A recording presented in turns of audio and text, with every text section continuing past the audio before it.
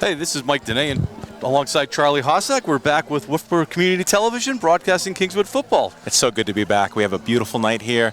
It is the first game of the season, and some excitement around Alumni Field this evening. There is a lot of excitement. So Kingswood has their home opener against the Trinity Pioneers. Kingswood's coming off of a big opening day win, Yes, 40-0 over Hollis Brookline. Yeah. And Trinity? Yeah, Trinity went up to Hanover, and they beat Hanover 27-21. So both teams are 1-0. Interesting thing about Trinity, the Pioneers, last year they won the D3 championship, and they have moved up to D2. And Kingswood last year played in D3, and they have moved back to Division 2. All right, before we go to break, Charlie, what is one thing that you're looking for tonight from the Knights and their home opener? Well, I'm really excited because it's a brand new head coach, a brand new coaching staff, and the team looks ready to go. So I'm looking for what the new game plan is, and it's a brand new Kingswood football team. Yeah, I'm looking for the operation, and I said similar on our show, Mike and the Haas. Same thing with the Patriots. I was looking for the operation and how it's going, see if there's anything new, dynamic with the offense. Yes. But generally, just looking forward to the Knights getting on the field. Absolutely. All right, we'll be right back with Kingswood Night Football. Good evening and welcome to Alumni Field, home of the Kingswood Knights. Today the Knights are hosting the Trinity High School Pioneers. Entering the match, Trinity has a record of 1-0, and our Knights stand at 1-0 too.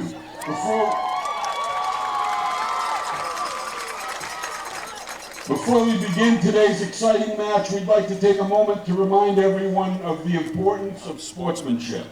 The expectation of Kingswood Athletics is to support your team with positive cheers, enthusiasm, and passion. But let's also remember to respect the opposing players, the coaches, and the officials. Simply said, let the players play, allow the coaches to coach their athletes, and respect the calls of the officials. If another spectator is impacting your enjoyment of today's game, please find a game administrator near the press box or the medical area. In the unlikely event of an emergency, please follow the directions provided from the press box.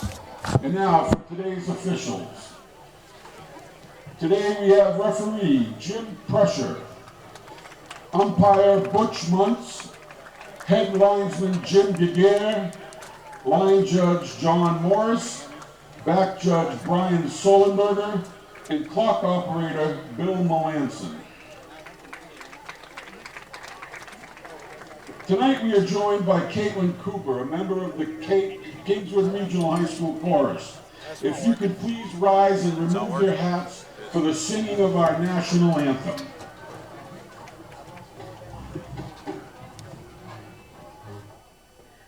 Oh, say, can you see by the dawn's early light what so proudly we hail at the twilight's last gleaming, whose broad stripes and bright stars through the perilous fight o'er the ramparts we watched were so gallantly streaming, and the rockets regular, the bombs bursting in air, gave proof through the night that our flag was still there. Oh, say does that star-spangled banner yet wave o'er the land of the free and the home of the brave?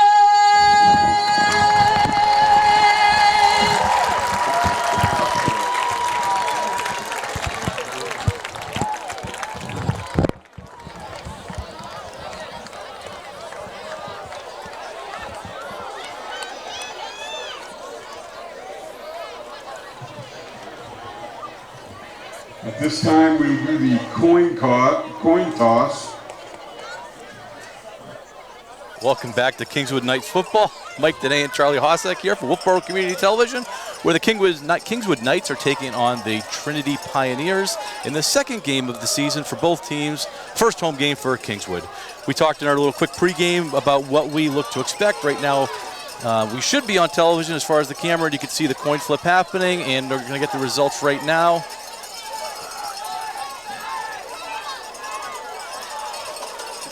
Looks like Trinity has won the toss and have elected to receive. Yes, they're definitely elected to receive. I don't know if they won the toss. Kingswood could have won the toss and deferred, but it looks like Trinity won the toss and is going to receive. All right, we are getting ready. This is very exciting. We're getting ready to go.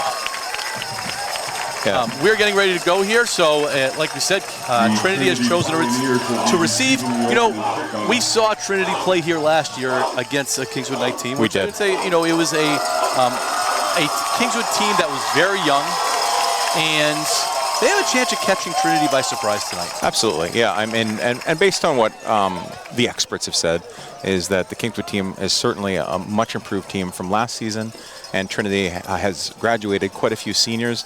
The majority of their squad is made up of juniors.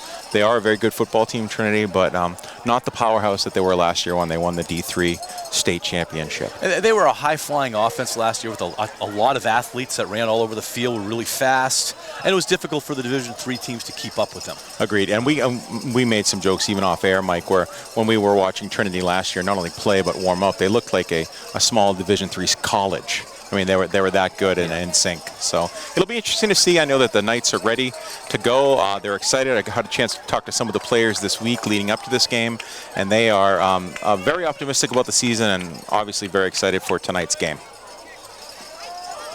I actually, you know, we haven't done games for a few years, and for Kingswood, we were off doing our show and stuff.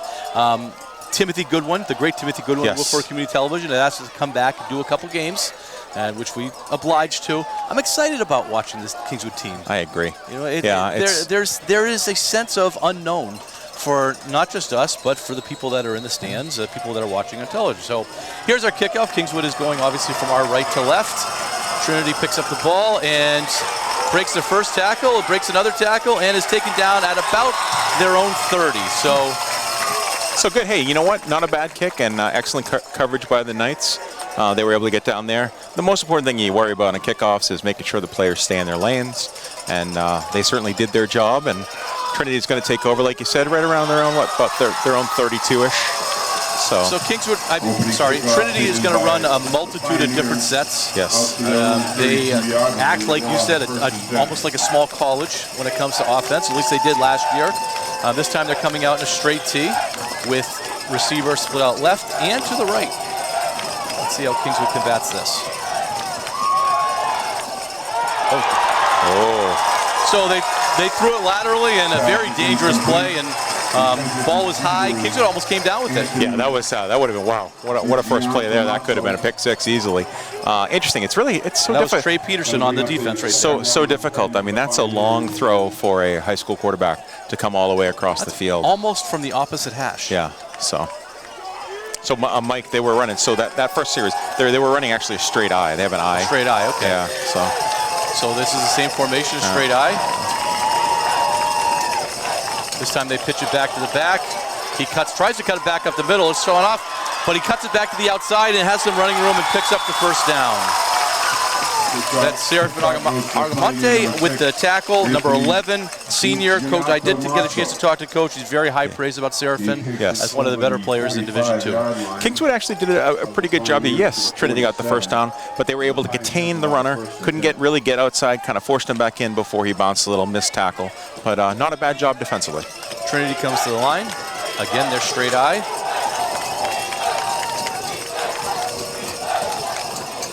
This time it's just to the up back, the full back. He's able to pick up about 4 tough yards, get it to the second level for Kingswood, but the linebackers were able to make the tackle. One of my observations of the Trinity line, they have some really good size up front for their linemen. You're going to see it with Kingswood when the Kingswood offense steps on the field. They've got some big boys in their O-line as well. All right, Trinity line, we got a 2nd down and 6 from, they're calling it the 47, but it really is the 49-yard line of Kingswood. This time they pitch it to quarterback's left to number 6. A lot of speed there. Gets around the corner, but is taken down, and the ball's on the ground. Ball is loose. Fumbled. That's Seraphin Armante again. Yep, nice job. That's nice. Knights get the turnover. Job well done. Tackle and a strip. Yep. By Knights number 11. This is a different Kingswood team than we saw last year. Much different. Certainly momentum in football is so huge, and right now the Knights have all of the momentum. And the ball will be So Kingswood's going to take over. It looks like on their own 49. Great field position for their first possession. What are we going to see from Kingswood offensively, Coach? I think you're going to see they're going to have they'll run a double wing. They'll put in a little option, and they can throw the ball. So we're gonna see a little of everything. Burke is the quarterback, and he's got a decent arm, and we know they got some receivers that can make a play. Number 8, Garrett Burke. He's been off and on over the past 3 years. Been fighting through some injuries each year. Hopefully he can get through healthy this year, his senior year. So Kingswood comes out with a, help me out, Coach, like a single wing. Yep. And they're going to hand it off to the, oh man, this is number 21. Check that, number 2. It's a big run. Tyrese Ryder. All right, Tyrese. Tyrese Ryder. He is a senior transfer that came into Kingswood and obviously is a very good football player. Yes. And starts to rebalance the seesaw when it comes to athleticism when you compare Trinity to Kingswood. And what you saw there, you just saw some misdirection. Beautiful. If you notice the offensive line, their splits, which is kind of the space away from the center, you're going to see that they're a bit wider, and that allows the linemen to make angle blocks, which is exactly what these guys need. They can get better position on the defensive linemen. So nice job, great misdirection. All right, so the ball is all the way down to the 7-yard line. The scoreboard had it at the 13, but 7-yard line. So first and goal for the Knights, going for their second play of their home opener. Burke is under center, gives it again to Tyrese Ryder, and was able to pick up about 2 or 3 tough yards, but Trinity did stand up and were able to push him back. Looks like the Knights are in a position here. You're probably just going to want to keep feeding the ball to Tyrese. I mean, he's going to pick up 2-3 yards carry, and when you're down there inside the 5-yard line, the Knights are in pretty good position here to put the ball in the end zone. So Burke is getting the call on the sidelines. I know that is a pet peeve of yours, Coach. It is, it is a pet peeve, but a lot of coaches like that have to bring the quarterback over to the sideline, and it's also an opportunity for the coach to give the quarterback some instruction. There's a pretty big Kingswood crowd here, so I appreciate the coach wanting to get in the quarterback's ear a little bit. Yes. All right, here we go. Burke is under center. He's got a receiver to the left, and again it's to Tyrese Ryder, and he gets down to about the 1 and then is stood up. So that's going to bring up a 3rd and goal from about Trinity 1-yard line. And I'm sure you caught this, Mike. They came out here and they went on an unbalanced line to the left there. You notice that the linemen started off on the right and then came back down. So they went unbalanced and strong side, and that's where they were trying to run behind. And they picked up a yard. So here we go, 3rd and 1 from the 1. Assuming we're going to see Tyrese Ryder again. Single back, and this time Burke tries to almost a little tush push there. A little tush push, yeah. A little tush push, and they got him in. They got him in. Touchdown, Knights. Nice job. Into the touchdown. So all those Eagles fans out there with a little tush push, that's touchdown. Nice job. Good call, Coach. And Garrett Burke puts it in the end zone for the Knights. That's the home opener, first touchdown, first score. And Trinity's probably thinking, which team is this? Yeah, who are these guys? The same team. Right, exactly. We mentioned Kingswood was very young last year, and in high school, a year makes a humongous difference. Makes a huge difference. All right, Kingswood. Still going to kick it. So number 3 is Trey Peterson, and he is going to try for the extra point. Hold this down, and the kick is not good. I don't think you can run back. You can't return the PAT. No. 8 minutes and 36 seconds. I don't think you got all of that one. No. The Kingswood Knights 6. So Kingswood jumps out to a 6-0 lead. Well done, Kingswood. Absolutely. It's all about turnovers, right? The last week, and I know we weren't at the game, last week on the first drive against Hollis Brookline fumbled and we scoop and scored. And then it was off to the races for Kingswood, and they put up 40 points. So same thing here. You got to fumble and Kingswood drives the ball down, puts it in the end zone. And the energy that's on the Kingswood sidelines, it's infectious. Yeah, it is. You notice you said the crowd tonight. So for the student body, it's blackout night. So you have our student body dressed in black. You get a good crowd. Trinity travels well. They have a good crowd here as well. And it's prior to this, we had a field hockey game. So we've got tailgating going on around the stadium prior to the game. It's just a great atmosphere. It's what football's all about. All right. So Kingswood's going to kick off for the second time today. Drinks water, soda, Gatorade. It is Peterson again for the kickoff. And they are going from our right to left. 8:36 remaining in the first quarter. This kick is on the ground. It's a tough upper. It is picked up at the Trinity 25. He brings it to the 30, back to the 25, goes backwards and gets taken down at the Trinity 25. He ran about 40 yards to go nowhere. Yeah, interesting. So that's the same kid that returned it last time, and so the Trinity had some deep guys. Trey Peterson got the ball to the guy in the middle, and the guys that are there, yeah, they can run with the ball, but they're not typically the return guys. He may need to be coached up a little bit to let them know that they need to run to the other end zone, not backwards. He did run about 40 yards. All right, so Trinity comes with their second possession. They were able to get a couple first downs in the first one, but did fumble the ball away. They're coming with a similar... Get some doubles out here. Doubles to the right, single to the left, and one back, and they're in shotgun. A little bit of motion. Kingswood's coming. Oh, they're going deep. And it is caught over the top of Peterson.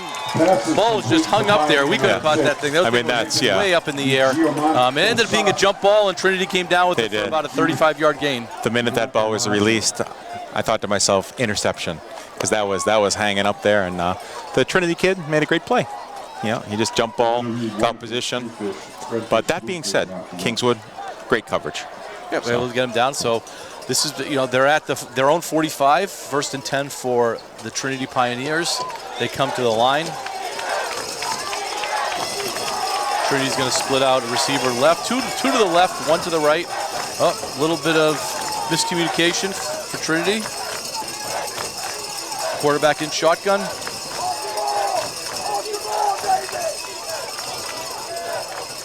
They have an illegal formation. Yep. We have a flag down on the field. You probably could have heard to my right the coach was saying off the ball.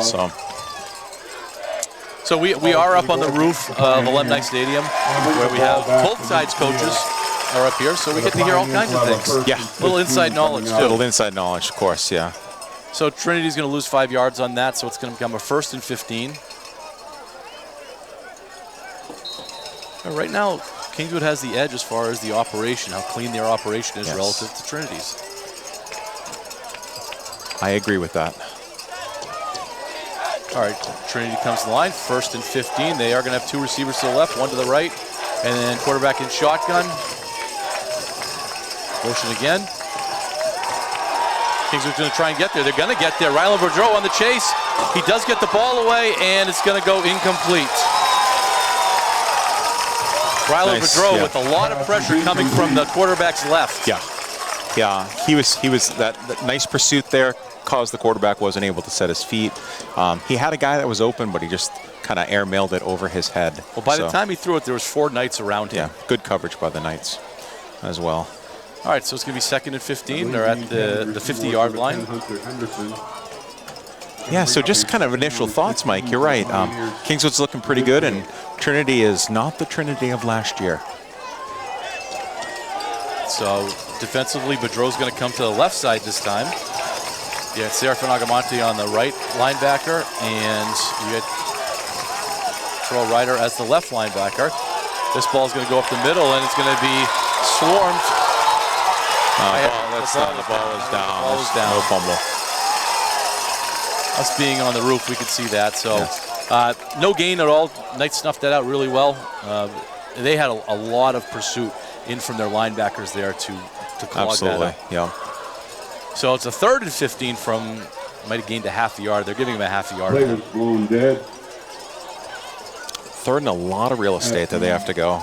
So Knights 49. We saw them in warm-ups. Trinity had plays that were well past these 14 or 15 yards that they need, but can the quarterback get time to run those? And so far, he hasn't had the time.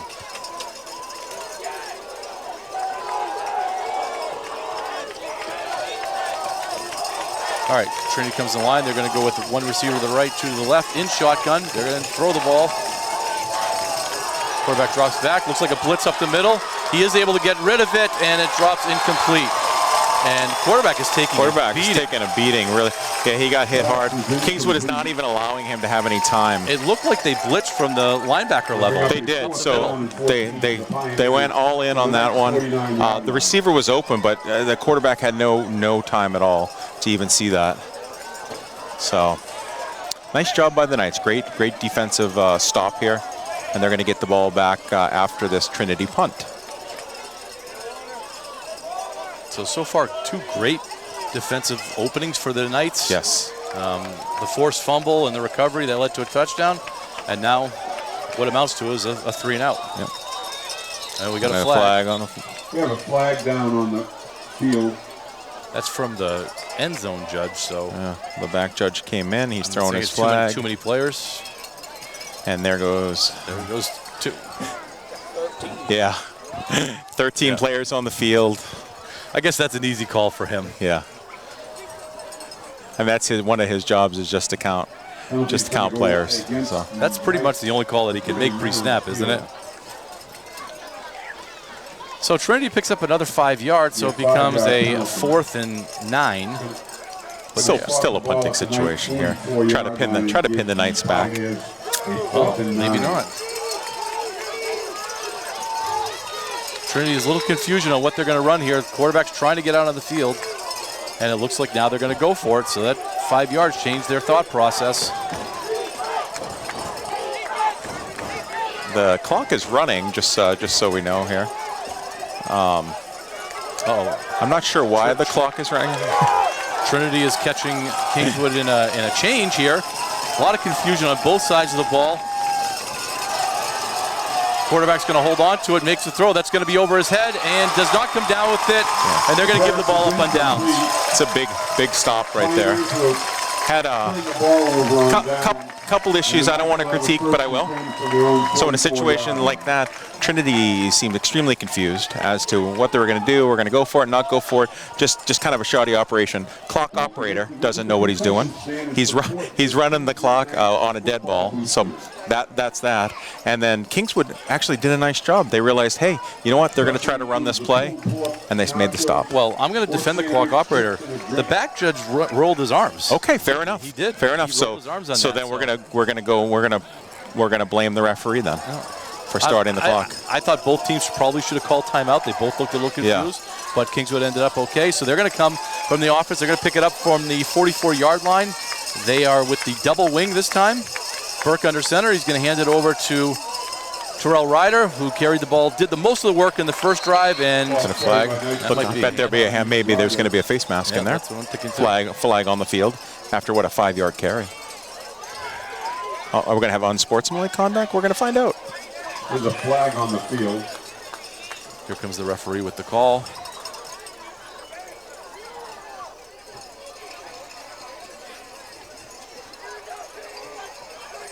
Face mask? Yeah, personal foul, face mask. Yep. That's a big one. That's 15 yards.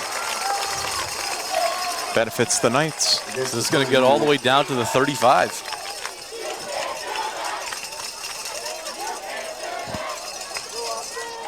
So here we go. The Knights already with a 6-0 lead are in position again to put points up. And they're already deep into Pioneer territory. Right now, the Pioneers don't have an answer for Ryder. No. Number 2 Ryder. No answer. He's been carrying the ball. He's been the main offense for the Knights, and they don't seem to have an answer for him. Ryder again. This time he cuts it off tackle and able to pick up about 3 yards. Ball carried again by Knights number 2, Tyrese Ryder. Well, it's kind of nice that this young man decided to make his home in the Governor Wentworth Regional School District, because he's certainly making an impact. He is a difference maker, that's for sure. And you know, let's give credit also to the offensive line. They're creating some pretty big holes for him to be able to run through. Absolutely. All right, so it's going to make it a 2nd and 7, so they're going to give him 3 yards on that. Burke is coming off the sidelines with the play call.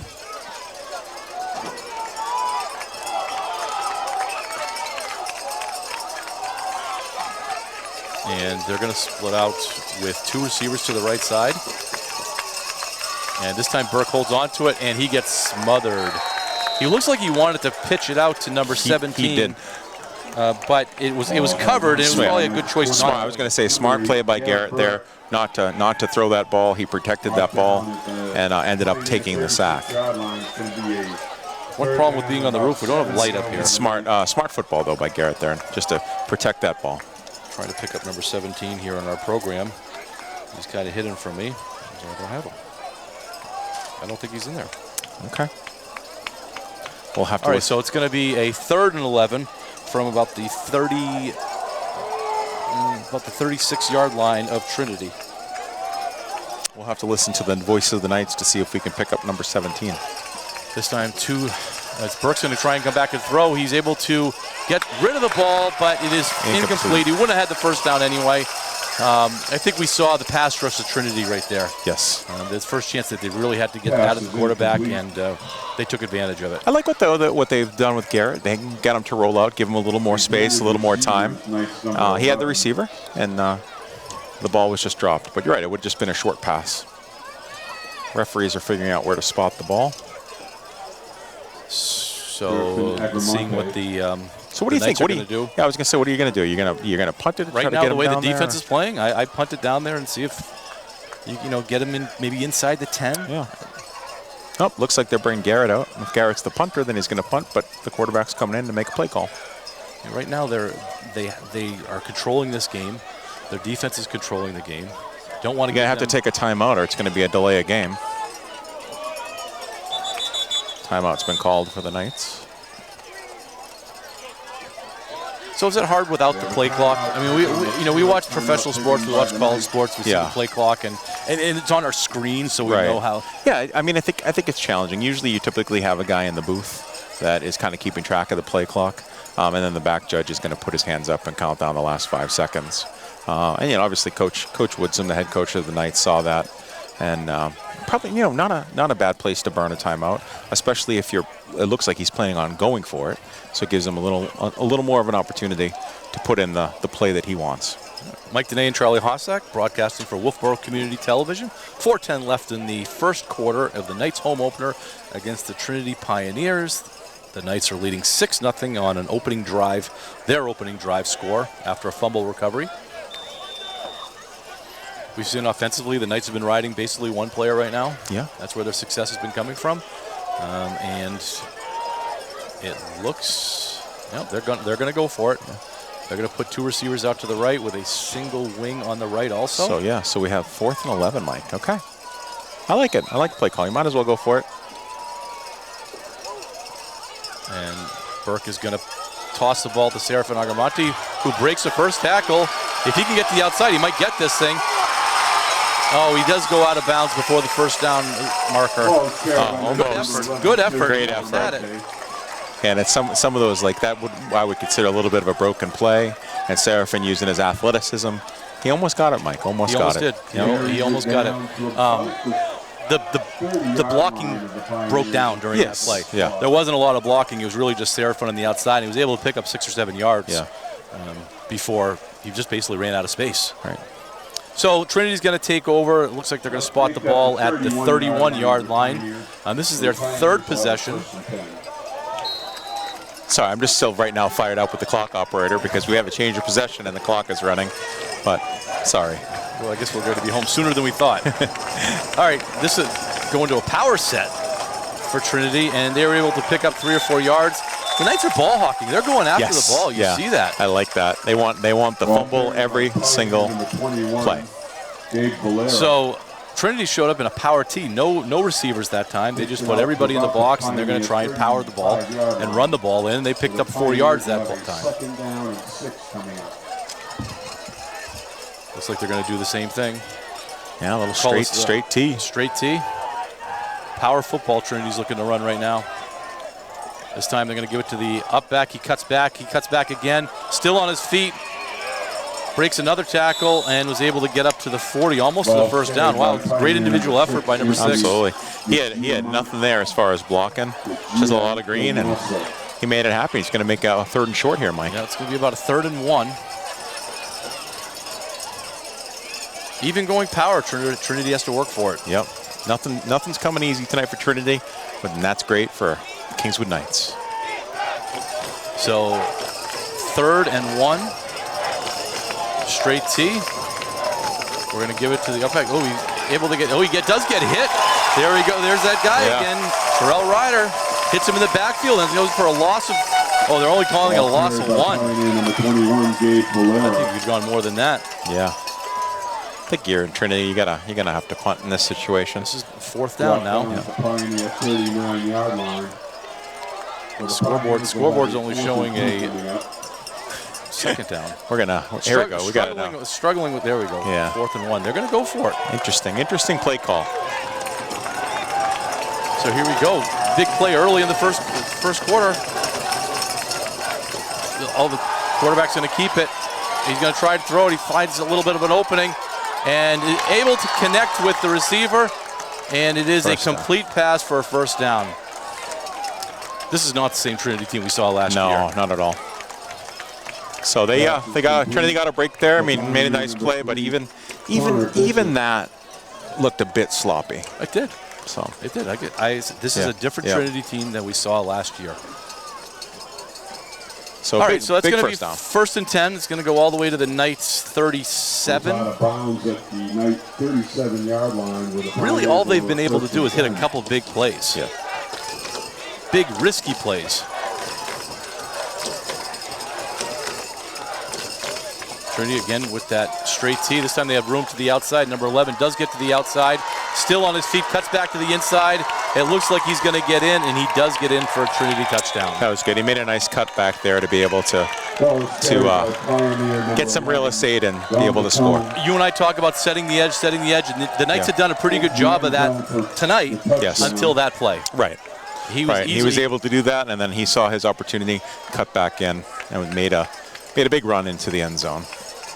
Gosh, could tonight come down to PATs? And it could be, potentially. I think the Knights got a lot more touchdowns left in them tonight. So that makes the score 6-6, 1:55 remaining in the first quarter. Wolfeboro Community Television coming to you from Alumni Field with the Kingswood Knight opener. As Trinity lines up for the extra point. Snap is good, and it is good. A little line drive that went through. So with that extra point being good, Trinity does take the lead 7-6 with 1:55 remaining in the first quarter. Even though Knights are down 1, they should feel pretty good about where they're at. Oh, absolutely. They're playing great football. They are evenly matched, and dare I say, I actually think they're playing a little bit better football than the Trinity Pioneers. Oh, absolutely. Absolutely. So I think they're in good shape. They got a lot of football ahead of them, and they just got to keep grinding it out. And we keep saying his name, and Terrell Ryder, number 2. Yeah, Terrell Ryder, quite the difference maker. And we saw him not only offensively, but we've seen him defensively make some big plays.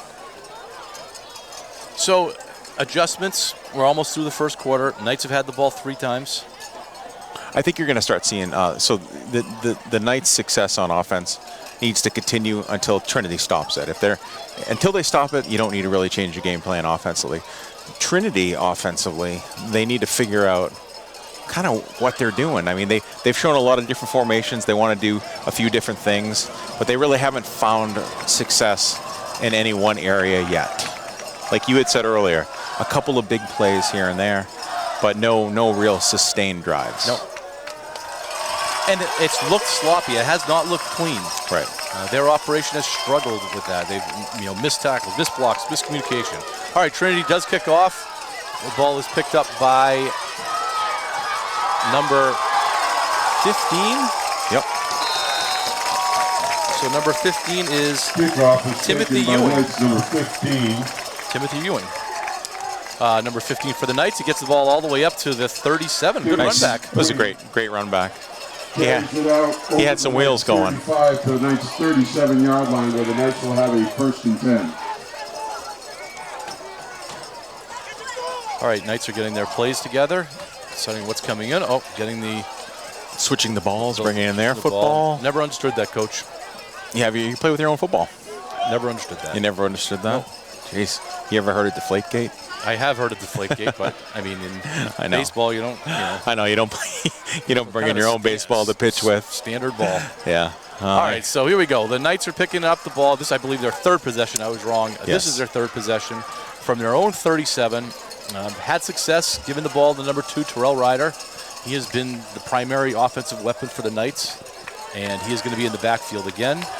This time, Burke goes to shotgun with Ryder to his right. We got single wing to the right. This time, Burke is going to try and hold on to it. He's going to try and run the ball, and he has a lot of running room and is able to pick up about 7 or 8 yards.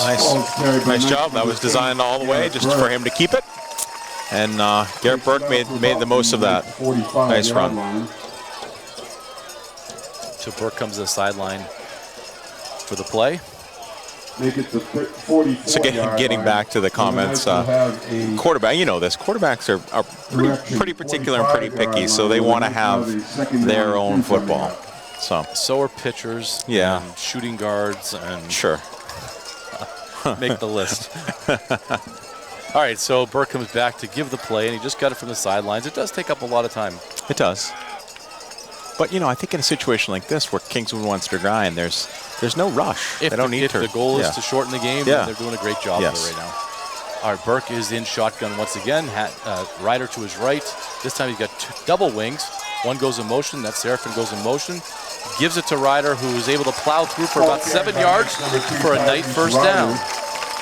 Takes the ball into Pioneer territory to about the Pioneer 49-yard line, where the Knights will have a 1st and 10. So we're going to have a timeout. Looks like a timeout for Pioneers. Trinity. Yeah. We have a timeout taken by the Pioneers. So right now on the Trinity sideline, they're saying, how do we stop number 2? Yeah. What are we going to do? I mean, that's got to be the whole game plan right now. And I think Kingswood wants that to be the game plan, because if you stop number 2, you got other weapons. You just start feeding the ball to some of our other players. So. Well, and I think Trinity's looking at it, so let's see if they have any other weapons. Yeah. Yep. So we'll see. We'll see what game plan here Trinity comes up with. You know, it's interesting. You're 7-6. Trinity has the lead, but I feel good. I feel this is like the momentum is still with Kingswood.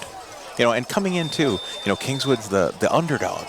You know, and I think that all season they're going to be the underdog, which is great. I'm not sure about that. Well, at least for the first couple weeks. Yeah, for the first couple weeks. I'm not sure about all season. Yeah. So, you know, being the underdog isn't a bad thing. All right, here we go. Coming out of the timeout, 44 seconds left. We pretty much have an idea of what Kingswood's going to run. Let's see if Trinity was able to make some adjustments to stop Ryder, number 2, who has been carrying the ball most of the time. Burke under center. It goes to Ryder, and they are able to stuff. Oh, ball's out. Ball's out. He does. Oh, he had him down. Let's see what the call is. Yeah, it looks like he's calling him down. Ball Ryder was reaching for a few extra yards, and ball did come out. Yep, but it was down. Yep. At the Kingswood got a break there. Pioneer 46-yard line.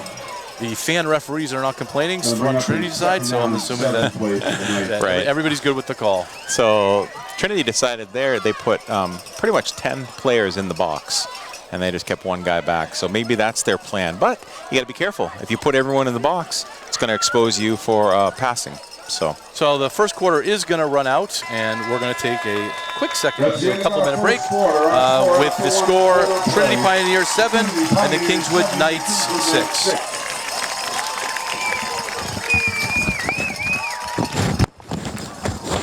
All right, welcome back to Knights football. We're beginning of the second quarter. The Knights right now are down by 1 point to the Trinity Pioneers. The Knights have a 2nd and 7 at Trinity's 46. If you've been with us the first quarter, they have been moving the ball. A lot of success with particularly running by behind number 2. Yes. One thing about Kingswood, very physical team. And this time, Burke's going to throw it. He was able to make a completion to 17 again in the program, which we cannot seem to find 17 in the program. We're going to look one more time because he obviously is part of the offense. But Burke was able to throw the ball out to the right. Nice looking play. Able to pick up a couple yards. I don't think we have 17 there. We don't have a 17. At halftime. Oh, I got him. Devin Perkins. Oh, nice. He's at the bottom. My gosh, he's one of the Perkins brothers. Yeah, Devin Perkins, number 17. Good job, Devin. We're sorry, and to your family, we're sorry. But Devin Perkins, you are an important part of the Knights football and making some great plays tonight. We will not mess that one up again. No. All right, so that's going to be 3rd and 6 from the Trinity 46. Knights were able to pick up 1 yard on that play.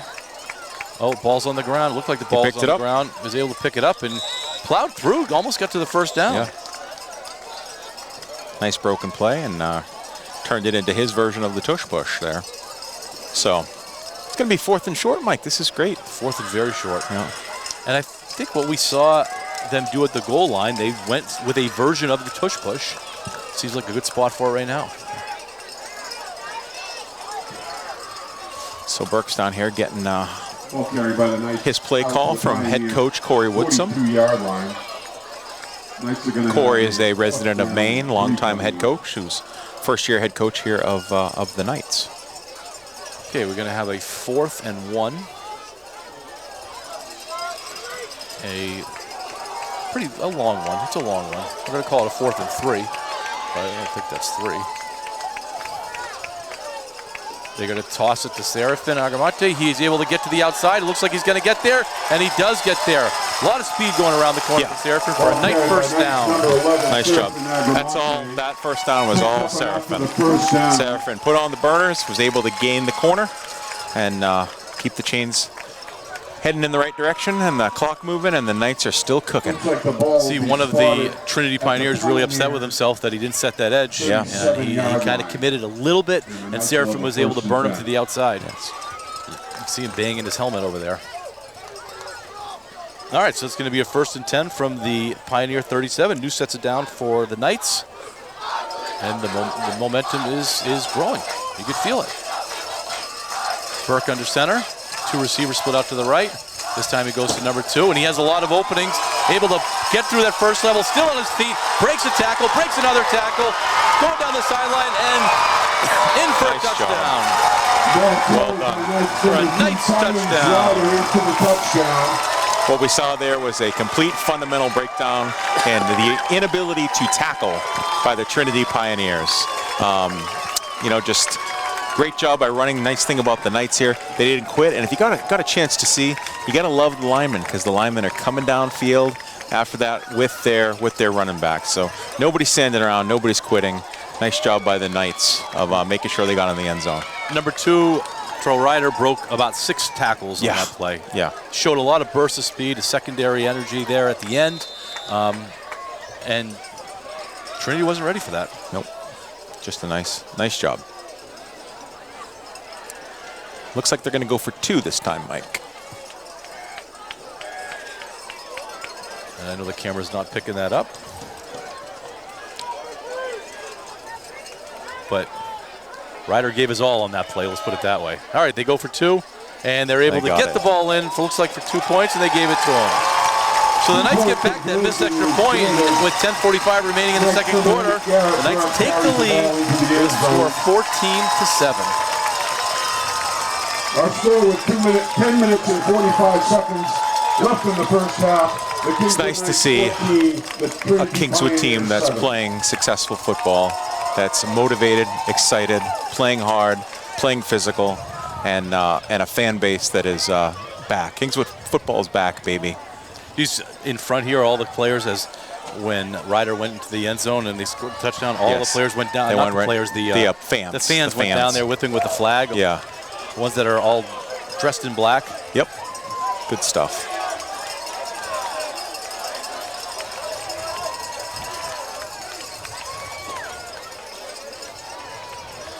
So Trinity needs to make some adjustments because right now the Knights are having their way offensively with them. Yeah, absolutely. And they're gonna have to make some adjustments. So. And right now the Knights need to keep doing what they're doing. It's interesting when you kind of look at as the Trinity's coming out. Trinity and the Trinity sideline and their coaching staff, they look shell-shocked. Yeah. They're like, wow, we did not expect this. We're going to roll in. You know, they got here late. They rolled in late on their bus. They thought they're going to get off their bus, come on the field, and, you know, have running time by the half. Not anymore. They got to do a better job of recruiting. I guess so. All right, so Knights are kicking off. 10:45 remaining in the second quarter. Good kick. And Trinity picks it up at about their 15. This time it's one of their backs that get it, but he's not going to get very far. Go for the ball. He's handing the ball out there. He was running very loosely with that ball. He was. And, you know, one of the things, Trinity sideline, you get a coach, you know what, the Knights are coming after that football. They're going to go after the football. That's what they've been coached to do, trained to do, so they need to do a better job of ball protection.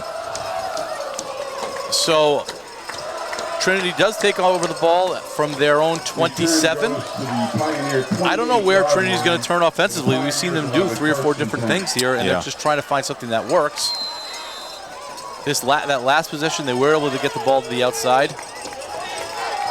They're going with that straight T again. Knights are shifting around a little bit, making some adjustments. This time they do hand off the ball. A really weak effort by the Trinity player. I was just going to make that comment. It looked like he was afraid to get tackled. Yeah, the Trinity running back is not running. He's getting up a little gingerly. Yeah, he is. He's a little banged up, but there's no no desire to make that contact. As a running back, you want to come in, lower that shoulder, and make the contact.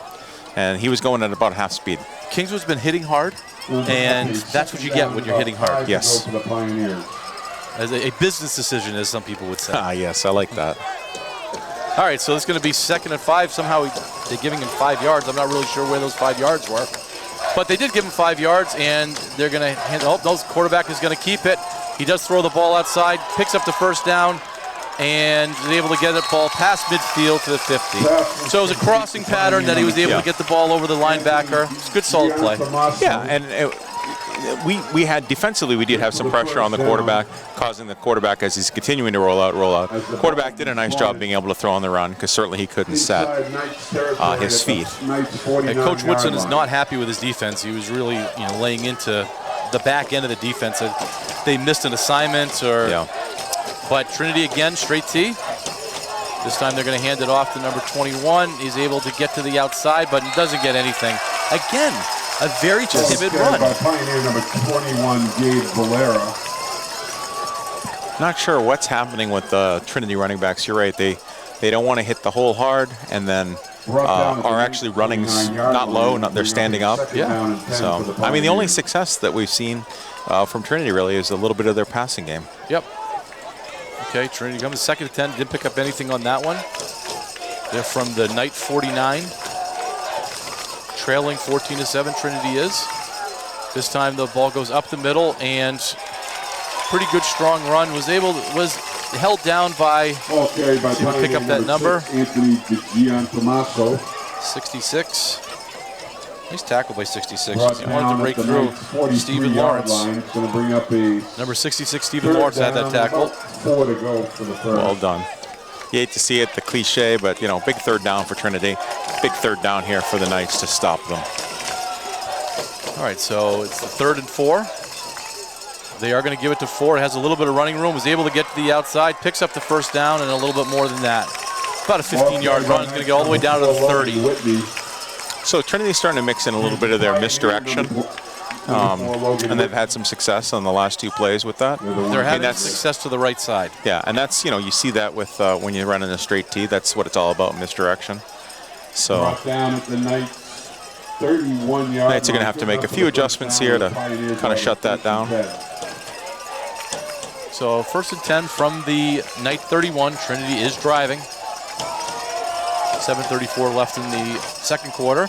They hand the ball off. Cuts back to the inside. Ball is on the ground. And again, the referee is saying that ball was on the ground. High school football does not have instant replay, so whatever's said on the field. If they would listen to our show, they would. That is true. So no gain.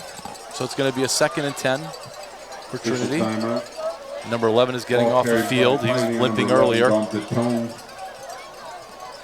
brought down at the Knights 30-yard line. So no, they lost one on that one. We can't really trust the scoreboard. Well, I think it's still, no, I guess they gave them one, so it's 2nd and 9. 2nd and 9, okay. So straight key for Trinity. See if they try to go the right side again. Nope, they're going to try and throw the ball.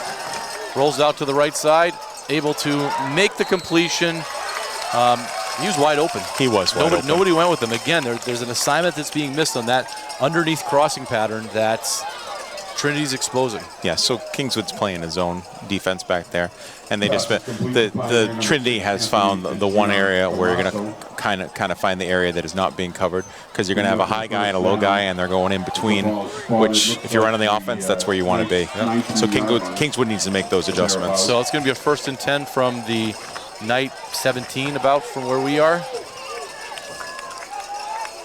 Straight tee again. This time the ball goes up the middle, and power run that picks up about 6 or 7 yards on that one. So it's going to bring up a 2nd and 3. Past 2 plays, Trinity's having a little bit more success. They are, and they're, it's more of the blocking assignments are much easier when you're having your misdirection, and the linemen here are actually firing off the ball, doing a nice job. They're also doing like a mini hurry up. They're working very quick relative to how Kingswood working. Trinity runner cuts the ball into the inside, and that's going to probably pick up 4 or 5. That might be enough for maybe third and short. Yeah. 3rd and short. That's the first time they've gone left in quite a while. But yeah, you made a good point. They were kind of moving with a sense of purpose, Trinity. Maybe that's the secret. You got to get the plays in, move a little, not allow substitutions for Kingswood. 3rd and 1. And quarterback's going to hold on to it. He's going to pick up that 1st down pretty easily. Probably get about 4 yards on that play. And so it's going to bring up a 1st and goal from the Knight 5. Keeps the ball, gets the 1st down. That'll be a 1st and goal for the Pioneers. Let's see what they're doing. Trinity quarterback is getting the call from the sidelines. Got an injured player coming off for the Knights. Around the 6-yard line of the Knights. So 67. So, Ryan, is that 57? Is that Ryan Bordeaux? 57's coming off. So that's a big hit for the Knights. Brody Keys. Oh, it's Brody Keys. Okay. Yeah.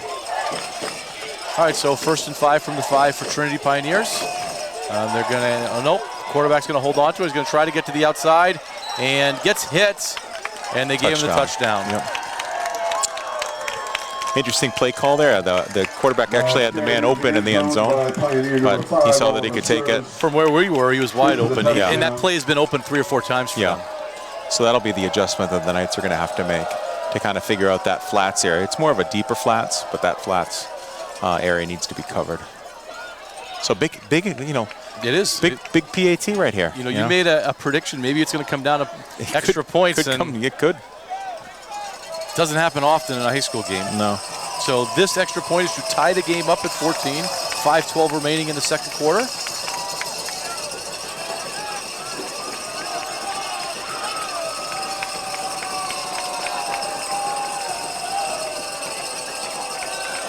Snap is good. Kick does not look good. No good. No good. No good. So with that mixed extra point, Kingswood retains the lead at 14-13. And going to get the ball back with a chance to extend that. Yeah. Plenty of time left in the 1st half to put some more points on the board. It'll be interesting to see here in a 14-13 game with 5 minutes left if Coach Woodson changes anything up, if he goes a faster tempo, if he puts the ball in the air, or if he just stays with what's working with giving the ball to Corey. Well, let's remember. Ryder. Thank you. I don't know why I'm calling him. Corey is the head coach. Corey's the head coach. Coach Corey Woodson. Ryder. Kingswood gets the ball at the beginning of the 1st half, the 2nd half too. So you have the opportunity to score and get the ball back. Well, at the very least, you can prevent Trinity from getting the ball back until halfway through the 3rd quarter if you really extend these drives out. Absolutely. And so I don't know. I don't think that they should be changing anything right now. I agree with you. I agree with you. Yeah. Take their time, run the clock down to a minute, minute and a half. And then if you have to, you can open it up a little bit. Yeah. But let's, keep Trinity from getting that ball back until, like I said, midway through the third quarter. Or how about this? Just run it back right now. Oh, that would be fun. And it is entertainment for us, so Sure. why not? All right, here comes the kickoff for Trinity. The Knights leading 14-13, 5:12 remaining in the second quarter. Kick gets all the way back, and it's picked up by 21. That is Trey Peterson, I believe. Good run back. Gets all the way up to the 42. That's not Great field Trey position. Peterson. Kickoff 41. is taken by Knights number 21. 21. Ben Johnson. Ben Johnson. Good. Nice run back. So And he turns the ball over the 40. big deal. So they're all the way up to the 40. Yeah. That's going to save you Looks some like time. it's Now gonna be spotted at just the go 42 slow. yard Eat line that of the clock. Knights. Absolutely. You got yourself you got a short field. Coming up. They can't stop Ryder. They can't. So keep feeding it to him. Let the big boys up front keep pushing. Put some more points on the board. And I like how you think, Mike. They're going to get the ball back to start the second half. 5:04 remaining. Kingswood comes down to a kind of double wing with one back, and there goes Ryder, and he's able. Boy, he gets to the line hard, doesn't he? Oh, he does. Explodes Yeah. at the line. It's really interesting the contrast between Ryder and the Trinity running backs. Yeah. It's just it's night and day. He's exploding through that first level. Just over midfield. So that's a 9-yard gain. It's going to be a 2nd and 1. And I like how the offensive line, they're going unbalanced, and they're putting that extra tackle on the left side, and basically they're saying to Trinity, we're going right there, try to stop us, and they can't. So it's going to be a 2nd and 1. It's going to be the tush push. Burke is able to hold on to the ball, and he's still up. Well, if they're calling him down. I think they blew the whistle before he got out of the pile there. Picks up enough for the first down. They'll move the chain. Ball will be spotted at the Pioneer 46-yard line, where the Knights will have a 1st and 10. All right, So they're 1st and 10 for the Knights. into Pioneer territory. 4:12 and counting. Clock is running. Knights could really control this game here with these next 2 possessions. Absolutely. Burke under center. He's going to hold on to it again. And another tush push, and he's going to pick up another 5 yards. Yep. Trinity can't stop it. It's been a long time since we've been able to see the Knights run those kinds of plays. To your point, the offensive line is much bigger and Much stronger. Yeah. than they have been in the past few years. Yeah.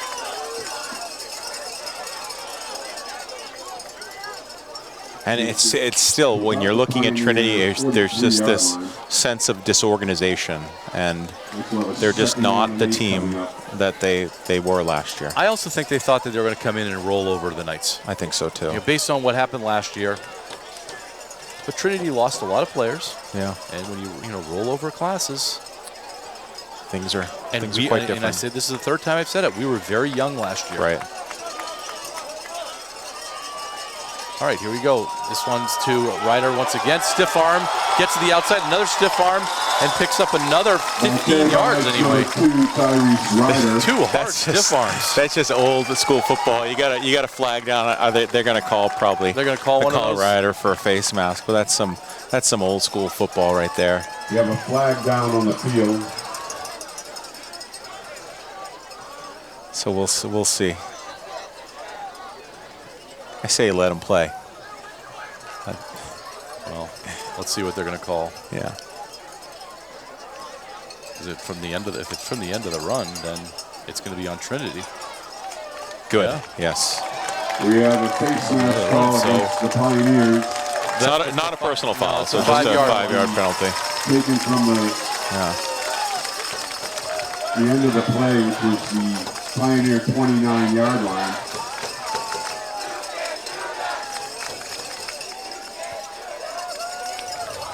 So it's going to make it a 1st and 10 from the Pioneer 25. 3 minutes remaining. Still plenty of time. You don't need to rush this. No, not at all. And I think they're thinking what we're thinking. They're just doing these tush pushes. That's just going to pretty simple plays. It's going to eat the clock up.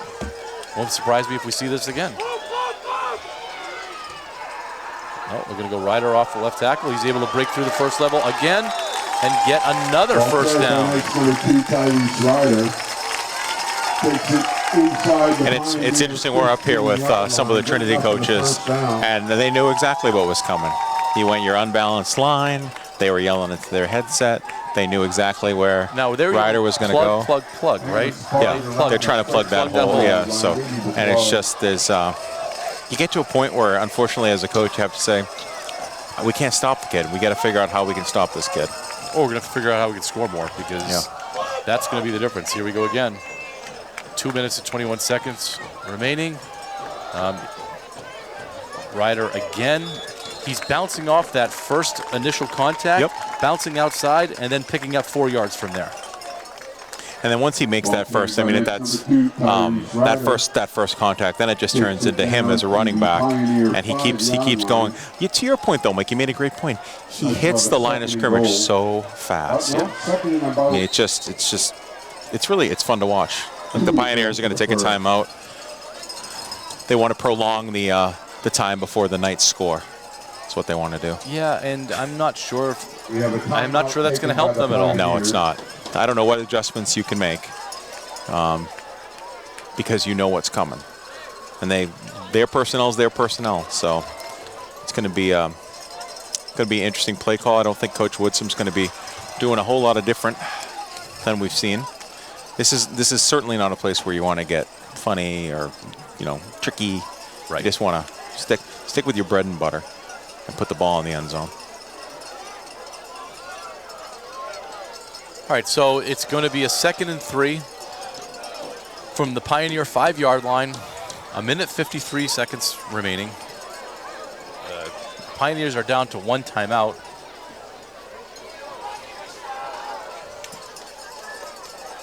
The Knights can get another first down with 3 yards. They don't have to get in his zone. So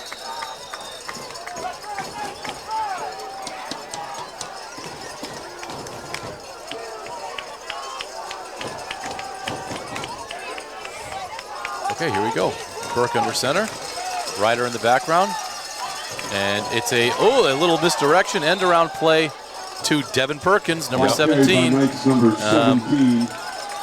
Kind of surprised at that call with a minute and a half left. Yeah, a little bit of surprise. I think they were trying to surprise Trinity, who was probably like, okay, they're going to give it to number 2. Was it necessary to surprise Trinity? I don't think so, because you haven't stopped them for a loss yet. All right, here we go. This should be a 3rd and 3. This time it's Garrett Burke with the push.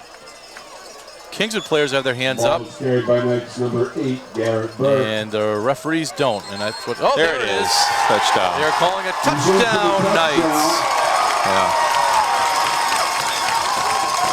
A little delay at the clear the pile. They need to see what happened, but that's going to extend the score to 20-13 for the Knights. Now here comes your extra point. These extra points matter. They do matter, because this is going to force Trinity, if this extra point is good, to go for 2 if they score again. So Trey Peterson is going to try to kick another one. He missed the first one. It's just an overall miss hit. Yes. And so here's the snap. It's good. Ball's down, that is good and clean. So with 1:15 remaining in the second quarter, the Knights extend their lead to 21-13. Up by 8 against the Pioneer. This is a Pioneer team that was up by 40 at halftime last year. Yeah. Oh, yes. We were at running time the second half. So.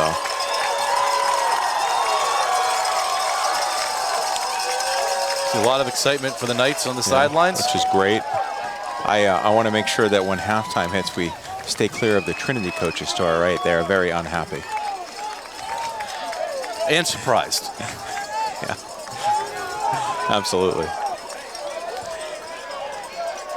All right, so Knights are getting ready to kick the ball off. You got 1 minute 15. Well, we've seen their passing game, and the Trinity Pioneers can score in a short amount of time. But right now, they haven't been able to give their quarterback enough time for the receivers to get down the field. And those crossing patterns, I don't think they have enough time left to run those things. They're going to need a big play. Definitely. And it'll determine too, to see how this run back goes. Because if you're buried deep in territory, you may just want to get out of the half. Good point, Coach. We saw Ben Johnson run the ball back to the 40, and that's where they started. And, you know, they go back to the 20. That's 2 or 3 more plays that they would have had to run. Okay, here comes Peterson with the kick. Again, 1:15 remaining in the first half. Knights up 21-13.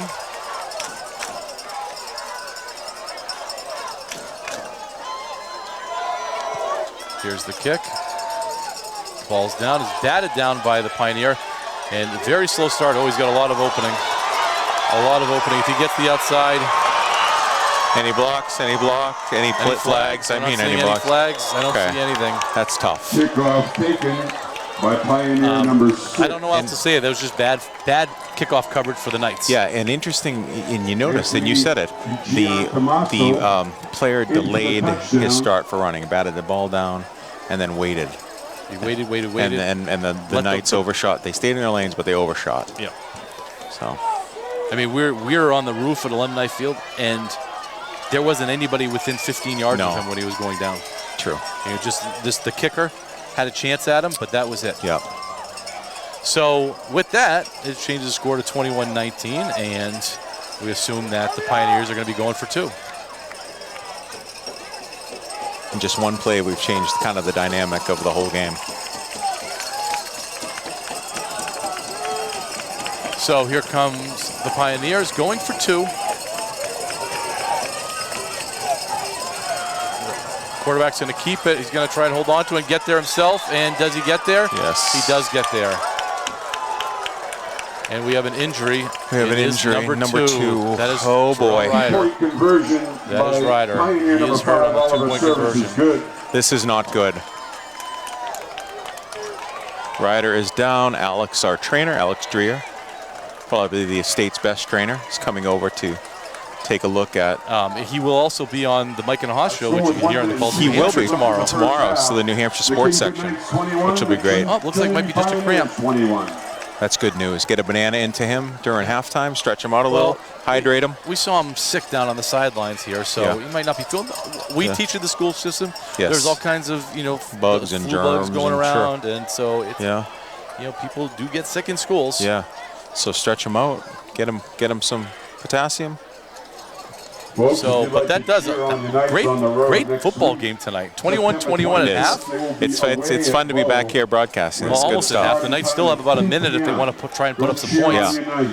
But with number 2 over there on the sidelines, I'm wondering. I might be happy just taking a tie game into the half. You're getting the ball back second half. The worst thing that you can do right now is give up the ball. Yeah. And Trinity's probably thinking the worst thing we can do now is allow them to run it back. So. Good point. Ben Johnson's going back. Devin Perkins is back there. Hey, I like Ben Johnson. I like Perky. Devin Perkins. You know, they've got some talented. Seraphin. They got some talented football players on the Knights. Nolan Kaminsky, a freshman, is back there also. Yeah, sure. Number 34. Here comes the kick. This time there's going to be to the up. That looks like Cheminsky has got the ball. Tries to cut back to the inside. It's a freshman, Nolan Cheminsky. Yeah. Hockey player? Kaminsky, sorry. Kaminsky, that's okay. No, he's a basketball player, baseball player. Yeah, no, he's a baseball player. His sister is a hockey player. His sister's a hockey player. Goalie for the Lady Knights. Yes. They're not the Lady Knights now. They're the combined prospect. Night Wolves. Night Wolves. The Night Wolves. You've got the Kingswood and the Prospect Mountain. Right. For the hockey team. All right. So they don't get the ball back that far. So they're going to be taking over at the 23-yard line. 23-yard line where the Knights 59.6 seconds left. So for all purposes, a minute. Yeah. Is that enough time for the Knights to do anything? Well, certainly enough time, but it's just I don't know how much a risk you want to take. They're like still working. They're still working on. Yep. Alex is down there, still working on Ryder. So Burke goes under center, and we have a flag. So it's probably going to be a delay of game. Or we got extra players for Trinity out there again. 1, 2, 3, 4, 5, 6, 7, 8, 9, 10.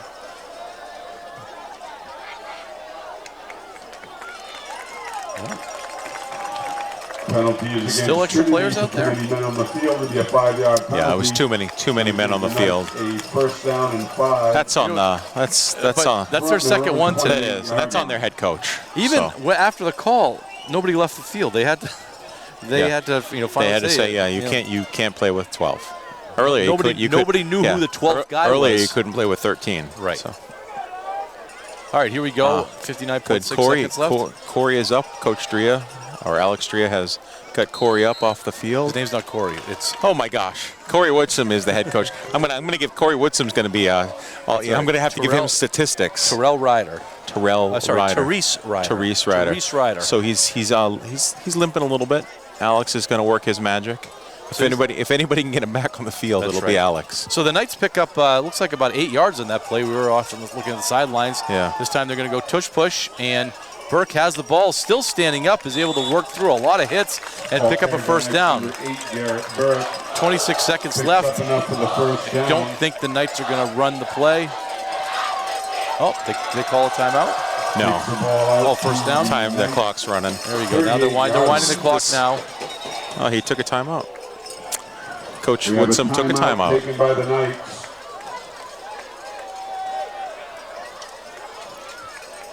You know me, Mike. I'm a little bit conservative, and in a situation like this, Just a little bit.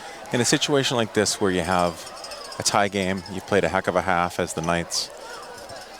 Just go into the locker room. You get the ball first in Yeah, the just second right. half. Go into the locker room with the tie. Be really excited where you're at. You still have the momentum on your side. And still understand, where you are, where you're coming from. We're still a building program. You're in a great position. Don't give Trinity, even though the game's tied, Yeah. Trinity's down. Yeah, You they can are. see that They have emotionally they're down. They're momentum is on They're the not Knights as sideline. confident as they No. were, and so.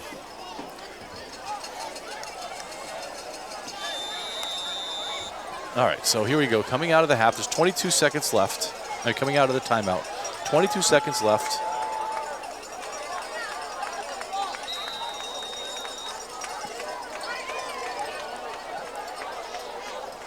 Knights get out there.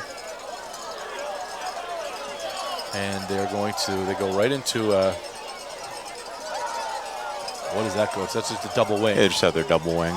And Just their regular They're going to give it to offense. Seraph and Agramonte to try to get outside, make things happen. And we almost have a horse collar. It wasn't a horse collar. It was close. It was close. Ball is And carried by coach Knights running to number call a 11, timeout. Seraph and Doesn't look like he's Agramonte. going to get that timeout. Out of bounds. They lost. So the Knights lost about 6 seconds. They lost 6 seconds. The clock operator once again is at fault. And the play was out of bounds. The referee put his hands up to stop the clock, and 6 seconds ran off the clock. So if you wanted to run a play, there should be about 14.2 seconds, not 8.2. Right. Which is frustrating. But Agramonte was able to. He got the edge again. He got the corner. got the edge. Yeah, I love it. And they're not fast enough to keep up with them. No. And picked up about 25 yards.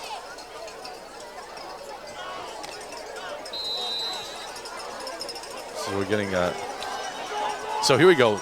Knights are coming to the line. They're spread out. Looks like they're going to try and score here, Coach. No, this time they give it to number 4 up the middle, and number 4 picks up a lot of yards, and they do get the timeout with 2.8 seconds left. Ball is carried by Knights number 4, Gary Porter. Gary Porter, number right. 4 for the Knights. We haven't called his name yet. Big run by Gary. 34-yard line. We have a timeout. Gary is a taken by the sophomore. Knights. Nice. What are the Knights going to cook up here? Down to your last play of the half. You get time for one.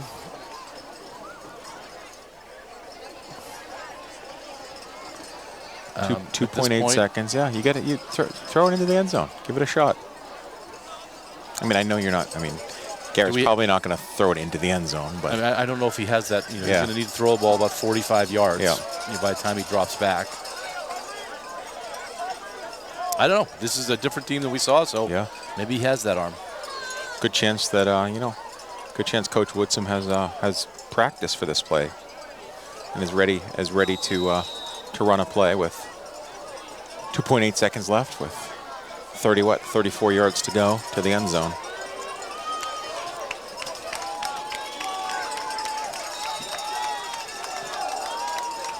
And so they come to the line. They're going to have, this time, get Seraphin Agramonte out to the right side, 2 receivers to the left.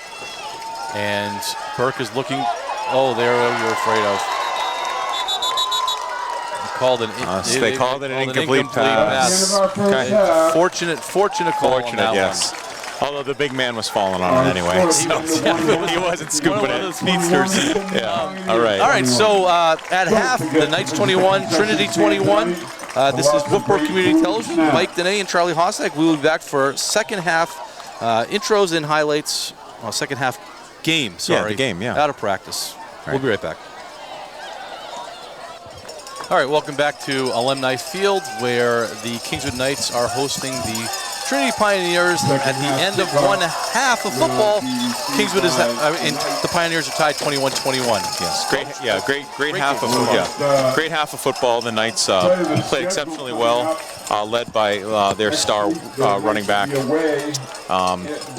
He cramped up at the end of the first half, and we're hoping that he's going to be able to get back out there for the second half. And it appears that he is.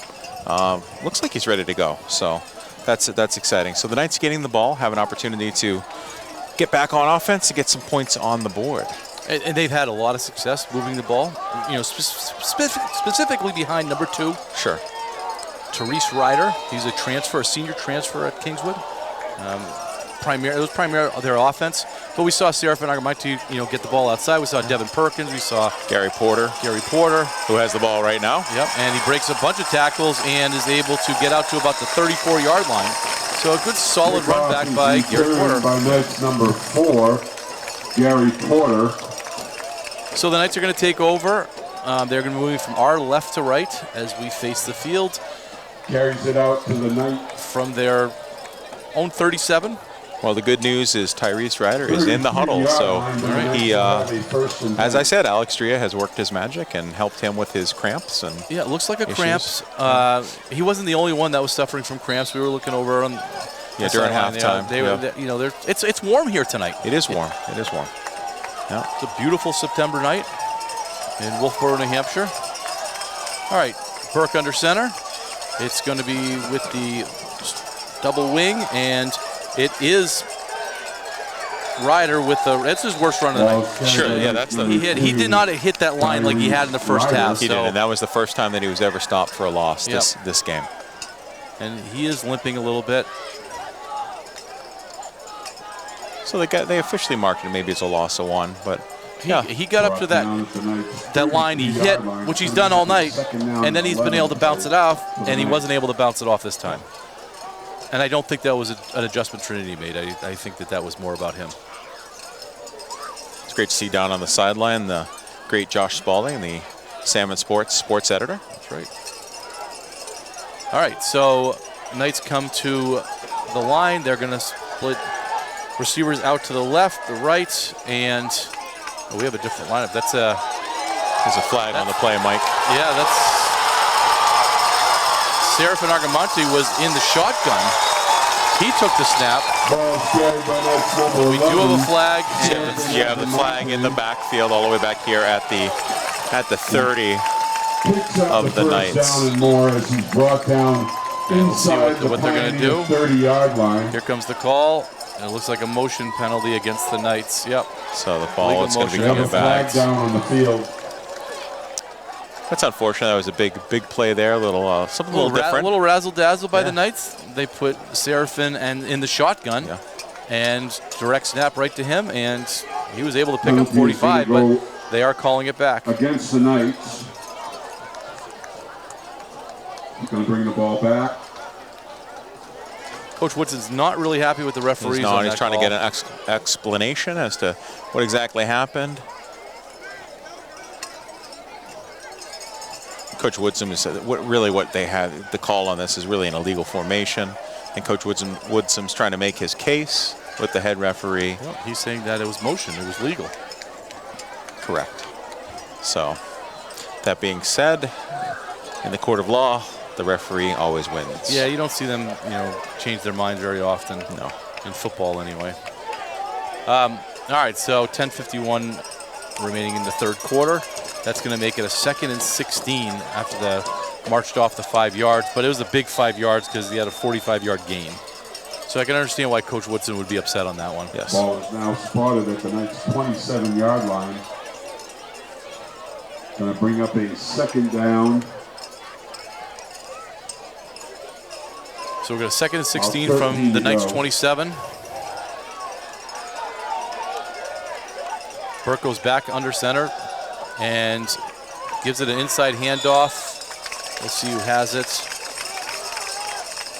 Looks like they got it back almost to the original line of, well, past the original line. Oh, no, to the original line of scrimmage. About. Everybody's slow getting up. Ball carried by Knights number 2. That was Therese Ryder, who did bring it out. He doesn't have the same jump in his legs that he had in the first half at this point anyway. Takes it out to the Knights. So they're about almost all the way back. It's going to be a 3rd and 11. So we had talked prior to this half starting that kind of the importance of the Knights to continue to get the ball in the in the second half and to put a sustained drive and get some points on the board. Knights come to the line. They're going to split one receiver out to the left with the double wing, and they're going to put Serafin Agrawati in motion. Burke's going to try and throw the ball, and the ball was. It looks like a strip sack by it looks Trinity. like a. I don't think it hit the ground. I think he just stripped it. We're watching what the referee's call is. I don't know what we're still They're having a waiting on conversation here. A little conversation here by the referees. They're going to call an incomplete pass. Let's see here. We're up here with the Trinity coaches, and it looked like the ball was stripped and just grabbed, but no, they're not going to give it to him. They're going to call an incomplete pass. Yeah, they're going to call. I mean, still no signal by the referee to let us know what it was. No. So.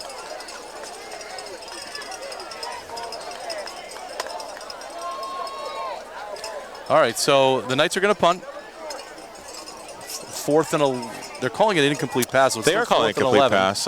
From my vantage point, it looked like a fumble, so benefiting the Knights here that it was an incomplete pass. So they have the opportunity to punt it away. So the Pioneer return man is at their own 40.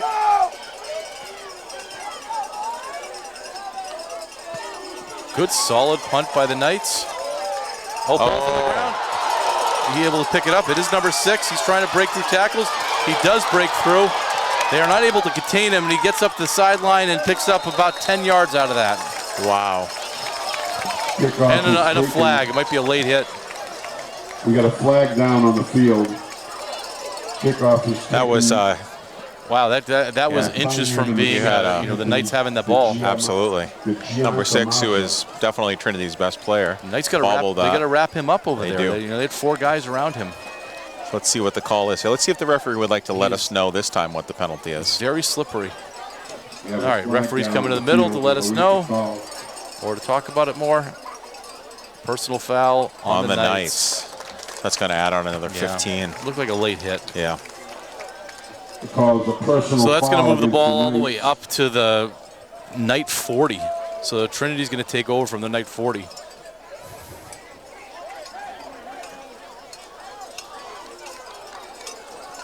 Coach Woodson is getting on the case of the Knight player. Yes. And as I sit here, it's still, I know it's only week 2, so the refs are kind of getting their groove back too. So they're figuring stuff out. Still early in the season for them as well.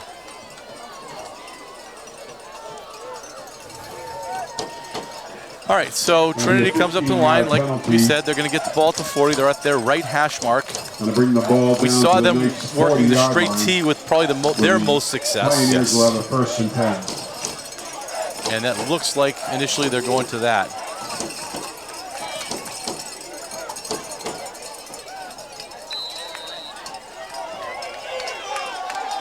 Yeah, there's the straight tee, the 3 backs in the backfield. And they're going to give it to number 11, who just wants no part of the Knights. He is a very, very soft runner. Absolutely, yeah. 11. And and Serafin is Seraphin Down, number 11 is yeah, limping a little bit, gets off.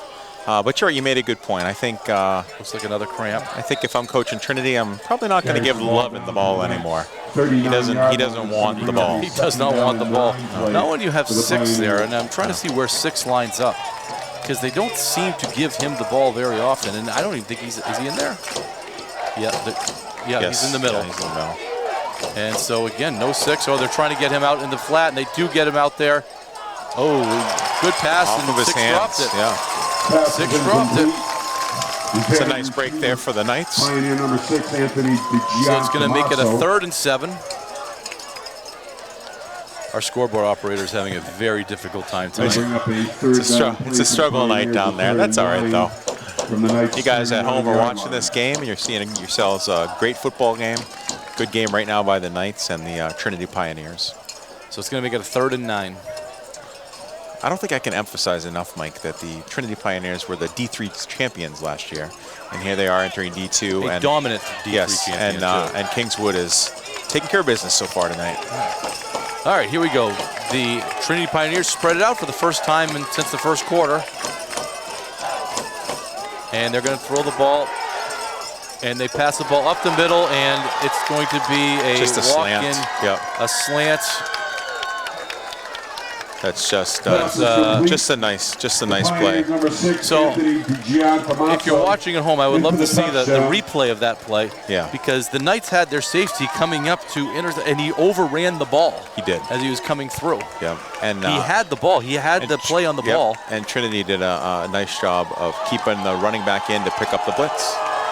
So that's going to give Trinity their 2nd lead of the game, as the Trinity fans are trolling the Knight fans right now. And now you have Trinity. Of course, they don't have enough players this time, so they're sending them in to get the 11th player. So we've seen all sorts of numbers by the Trinity tonight of players on the field. All right, they're going to try and kick the extra point. Ball's down, and the kick is good. Extra point attempt by Pioneer So, number 3, Connor Bishop is Trinity good. now takes a 28-21 lead. They have a 7-point lead. Right now, the problem for the Knights is injuries. Yes. Cramping up and injuries. Their best Cramping. players are cramping up, and they just don't have the jump in their step that they had in the first half. You would say a little pep in their step, and they got to get that back. So you got to figure it out, though, Mike. It's you're right. Today's hot. Today feels, it's still summer, but it feels like summer. Yep. It dipped into the 80s today. I'm going to shamelessly pitch our show that we've talked over the past couple weeks about athlete health, athlete nutrition. Yes. We've had Dr. Eric Nelson on, Yep. the Kingswood soccer coach. Yep. And tomorrow he's a doctor in nutrition. He's a doctor, yeah. And we have Alex Drea, the Kingswood trainer, on. Yeah. And He'll we be are coming doing on extra show. tomorrow. We just happen to have these 2 guys from Kingswood on. Yeah. And we're talking about athlete safety, athlete nutrition. And one of the things that we're going to be talking about, Mike, also is the Guardian Cap. The Guardian Cap, you saw it in the NFL this week. They actually wore the Guardian Cap to help prevent concussions in an NFL game. Yep. And we've been saying all the time that, the NFL has to lead the way with the safety. And when you start seeing NFL players do it, that's when you get your college players and your high school players and your youth players to follow suit. So Kingswood trailing by 7, they have to respond. They Yes. have to respond. This game's going to get game. No doubt about it. Well, Trinity has the momentum right now. Yeah, I was going to say, we talk momentum, it's shifted. Here comes the kick. It's a low, hard kick. The ball is dropped by 34 and then picked up. And it doesn't look like he's going to get through, and he doesn't. Okay, so there's 22. Kickoff is going to be starting deep in their own territory. That's Micah Peterson, 22. There's just nowhere for him to run. The ball was bobbled early on. Micah Peterson. And so Knights start. This is probably their worst field position of the day. The Knights 18-yard line, or the Knights will have a first. Momentum is definitely on Trinity's side, and the Knights have to figure this out. Let's see. Seraphin is still on the sidelines. Yep, he's on the sideline here with his helmet off. Garrett Burke's heading into the huddle now. I saw 22 Micah Peterson is out there in the backfield. So he took over. Looks like he's taking for Seraphin's. They are brothers. No, they're not. No, they're not. No, Trey, they're not. Trey and Mike are brothers. Yeah. I'm thinking of somebody different. That's all right. And it's a good run. That's number 2. Yes. Therese Ryder, that's his best run in the second half. He's got a little more pep in his step on that one. He's going to bring it really close to a first down. To the Knights' 29-yard line. He's going to make it a 2nd and 1. Yeah. Can we say maybe second and inches even? This might be an opportunity to The take scoreboard operator might put 2nd and 6 down because let's take a shot. He's having a tough day. I think we should take a shot here. Get a little 2nd and inches. Right now, according to the scoreboard operator, it's 2nd and 91. I feel a lot better about watching that run by Therese Ryder. Yep. I think they need to get the first down, start establishing that. Again, it's Ryder. He definitely has the first down. He's going to pick up a little bit more. He's trying to break through. Strong runner. Trinity needs 2 and 3 players to wrap him up to get him to the ground. Number 2, Tyrese Ryder. We haven't seen many times where one person's been able to wrap him up. Out to the Knights' 38-yard line. They'll have a 1st and 10. So it's going to be 1st and 10 for the Knights. Here we go. They're starting to move the ball up to the 38. They are. Gary Porter just checked in, number 4. We've seen Gary with some nice runs tonight and some nice returns.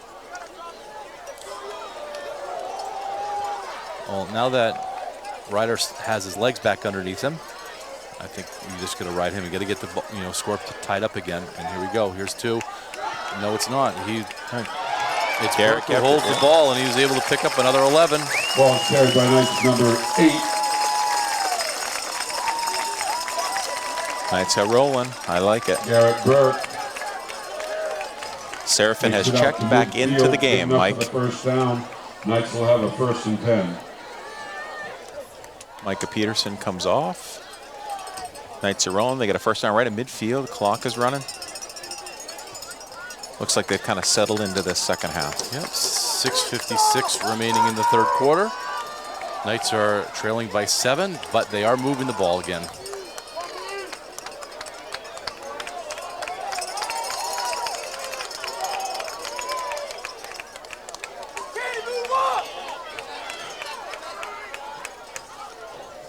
Burke gets the ball. Low snap, was able to break through the first tackle and through the second one, but able to kind of squeeze out 1 yard. They did. So they pulled the guard on that one, and the guard just wasn't able to get out there to kind of create a hole. But running back was, like you said, pick up a yard. Do you think that was a designed run, or was? Yeah, that was definitely a designed run. And I do like the play of the Kingswood offensive line tonight. They're moving their feet, they're driving. It's a good look for the Knights O-line. All right, Knights come to the line. A little bit more. They got their double wing to put Devin Perkins in motion. Ball's given to Ryder. They're trying to get him to the ground and struggling getting him to the ground. He's able to pick up another 3 yards, maybe 4. That's going to make it a 3rd and 2. Obviously in 4-down territory, and the Knights should be able to push the ball through within these 2 plays. Agreed. They'll mark the forward progress at around the Pioneer 43-yard line. Kind of moving the tempo a little bit. Knights are coming right to the line of scrimmage, Mike. I like it. All right, here we go. Burke under center. This time he holds it himself, and they're going to push him through to the first down.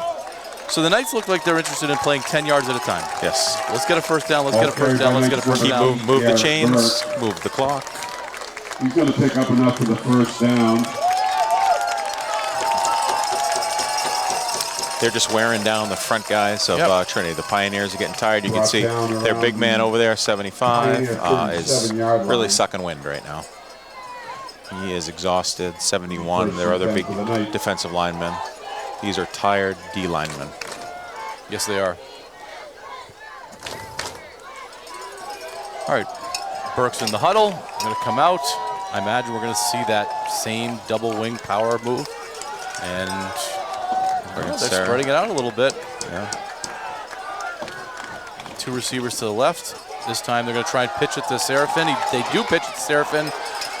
Is hit at the line of scrimmage and isn't able to get anything. Ball carried by Knights number 11, Seraphin out of Gramonte.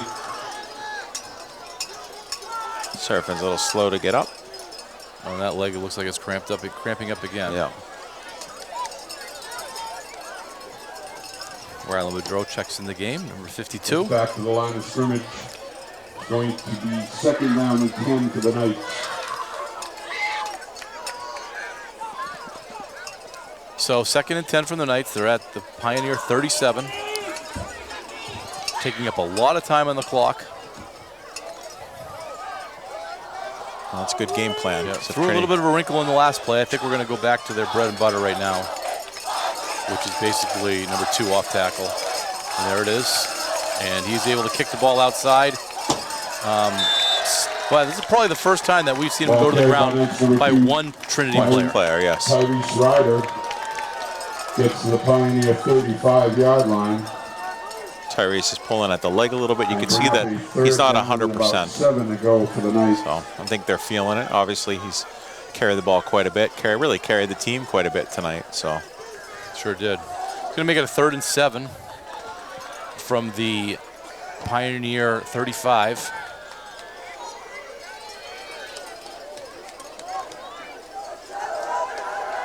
Burke comes to the line. They're going to go, looks like a double wing, a little bit of motion.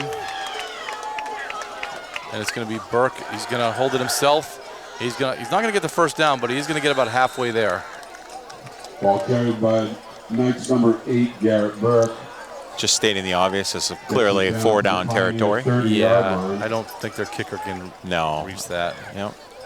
Knights are going to have a 4th down play coming up. Oh, they moved the ball a little bit back. The spot it was not a kind spot for the Knights. So we got 1, 2, 3, about a 4th and 4 coming up.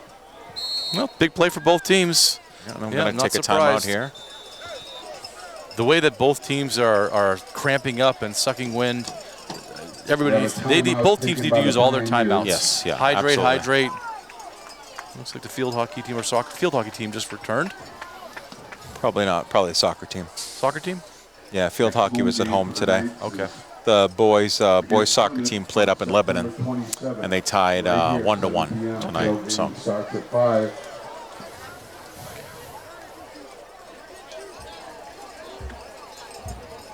But yeah, I agree with you. Knights taking their first time out of the second half. Well, it's a big play right here. Big play. A good timeout. You want to get the right play in. Give the guys, like you said, get a little hydrated. Well, you got to think the Knights probably have at this rate they probably have 3 possessions left in the game. Sure. At most. You got to take advantage of each one. And Trinity's probably going to have 2 or 3 possessions left. So. Yeah.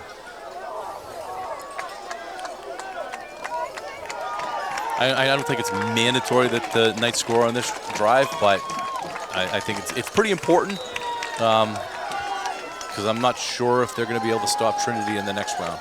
Right. Trinity seems to be getting the ball moving a little bit better than they were. All right, here we go. Burke under center. He's looking to try and pitch it. Oh, he's able to cut the ball up and gain the first down. Nice job. Good run. Ball carried by Knights. That was really close to getting stuffed, but Burke was able to cut up the middle and pick up about 6 or 7 yards. Big play. Inside the Pioneer 25 at the Pioneer 24-yard line. That's good enough for the first down. It's going to be 1st and 10 for the Knights from the Pioneer 24.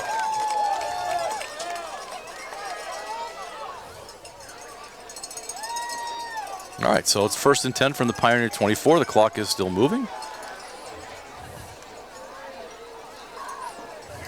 Burke's getting his play call.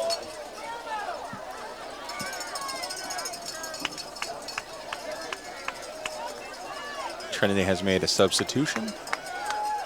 All right, here we go. 1st and 10 from the Pioneer 24. Double wing.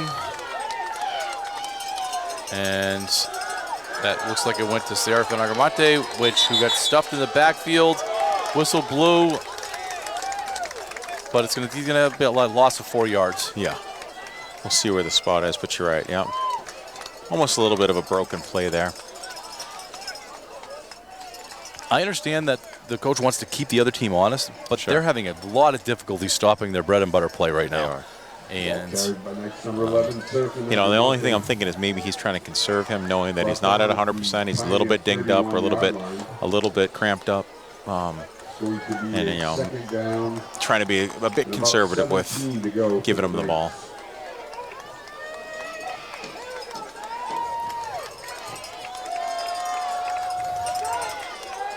All right, Knights come to the line. 40 seconds left in the third quarter, and here we go. This is to This is to Ryder, and he was able to break down 4 or 5 guys it took to get him down to the ground, though. He didn't gain anything. 30-yard line. So it's going to make it a 3rd down and about 14. Yeah. I say that you just let the 3rd quarter end, then you come back in the 4th quarter. Take that a natural little break. timeout? Yes. I agree. Absolutely. So it's clock's heading down now. It's going to be under 10 seconds, and it looks like Coach Woodsum is not going to be calling a play.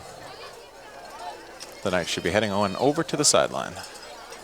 And that's going to be it. So at the end of 3 quarters, the score, Trinity Pioneers 28, the Kingswood Knights 21. We'll be right back with more Kingswood Knight football. All right, welcome back to Alumni Field on this beautiful Friday night. Mike Dene and Charlie Hossack bringing you Kingswood Knight football. Right now, as we start the 4th quarter, the Knights are trailing by 7, but they are marching. There's a long 3rd and 15 from the Pioneer 30. The next 2 plays might be the biggest plays of the night. Oh, huge, yeah, huge plays. So starting the 4th quarter, you got to for the Knights. I mean, we've already said this. You need to score. You got to get the ball in the end zone. They played a heck of a game so far tonight, but you're right. You don't want to give the ball back to Trinity. They started to figure out how to move the ball. Yeah.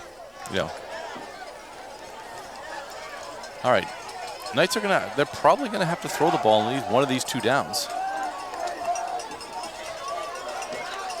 Do you throw it now and then you throw it the next one, or do you want to run, pick up 5 or 6, and then? Well, they're gonna come into in shotgun. Burke is in shotgun. Hands it off. He's going to go Serafin Agamati. Gets to the outside. He's going to get some yards out of this. And he's able to get almost to the original line of scrimmage. Well, maybe past the original line of scrimmage. I think past the original line of scrimmage. So they're giving him going to set up a 4th and 6. A manageable 4th down. Yeah. They're giving him a 4th and 6. So that was just a read option that they ran there, and it was read quite well. If Garrett saw what he needed to see and gave the ball to Serafin. So well done. Line. So here we go. Right, we could talk about all cliches and everything right now. Huge play right now for the Knights. Looks like a 4th and 4.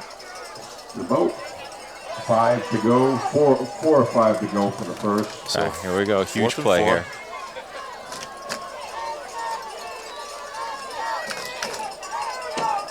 Clock is stopped. Yes, play was out of bounds. Okay, here we go. Burke comes to the line. He's going to go under center. They have 1 receiver split out, and Ryder in the backfield. They're going to go Ryder here. Oh yeah, first down. He was able to get it with relative ease. Relative ease. That's what you do. Ball carried by Knights number 2, Tyrese Ryder. Picks up enough for the first down. That's going to be a 1st and 10 for the Knights. As he's brought down at the Pioneer 10-yard line, where the Knights will have a 1st and 10. It's 1st and goal. It's going to be 1st and goal. They're saying it's just enough. Chains are down. Oh, this is exciting. It's going to come down to you know what? PAT, baby. PAT. All right. Burke goes under center. We have a receiver split out to the left. Ryder in the backfield, and it's going to be Ryder. He gets hit at the line of scrimmage and is wrestled down by 3 Pioneers. Ball carried by Knights number 2, Tyrese Ryder.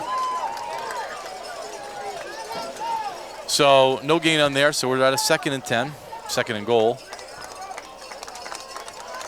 The Knights cannot get a 1st down. Looks like a short gain on the play.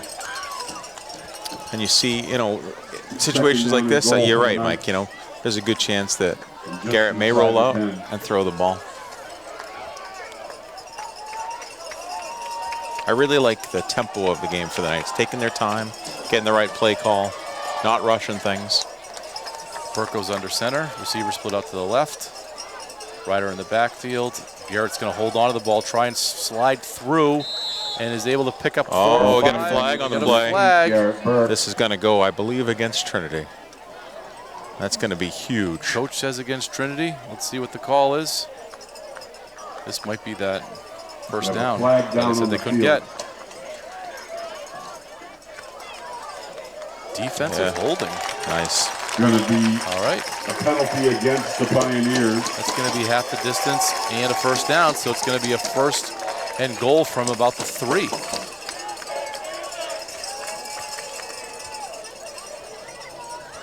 Let's see how they march that off.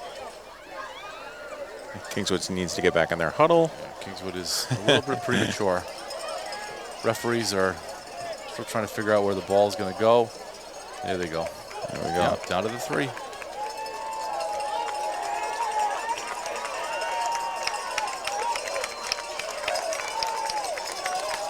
All right, obviously Kingswood has had a great drive. This has been upwards of 8 minutes, 8-9 minutes. Yes, it's 4 or been 5 yard line. in football terms an eternity, which is good. Here we go, Burke under center, and he's going to try and take it himself, and he is not going to get there. That's going to make it a 2nd and goal from about the 3.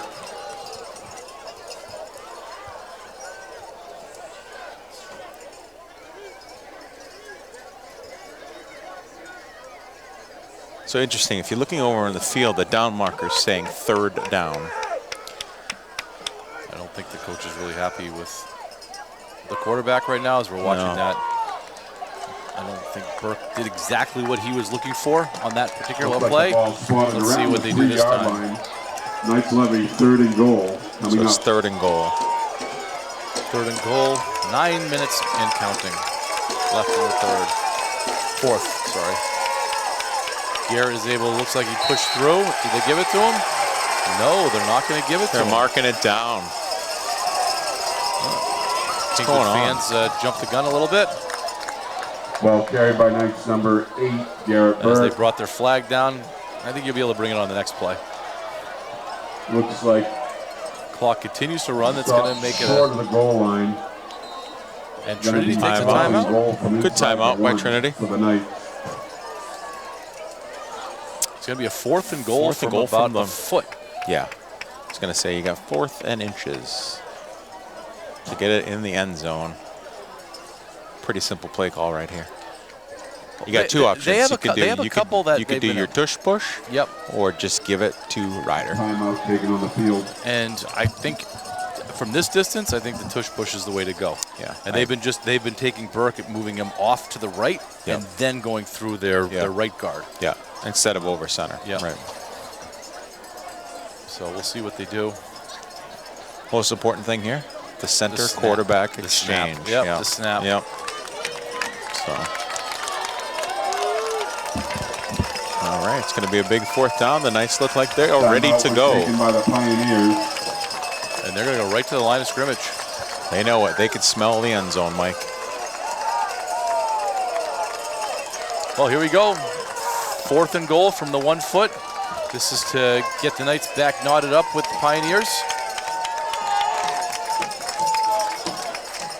Knights are waiting for the referees to get it going. Here we go. Snap is good. Looks like they got it. I think they got it. Yep, Yes. there it is. There's the call. Ball carried by Knights number 8, Garrett Burke in for the touchdown. All right. Now for the PAT to tie it up. So nice job. Knights touchdown. And you foreshadowed this I at the did beginning that, of the yeah. game. You said this Yeah. game's going to come down to extra points, and here we go. Here we go. So it looks like they're going to kick it for the tie, or do you go for 2 to try to take the lead? Looks like they're going to kick for Looks the like tie. they're going to kick. So they have confidence in Trey Peterson. So you got to get the first snap. one. He made the other 2. Got to get the snap, the hold, and the kick. I like it.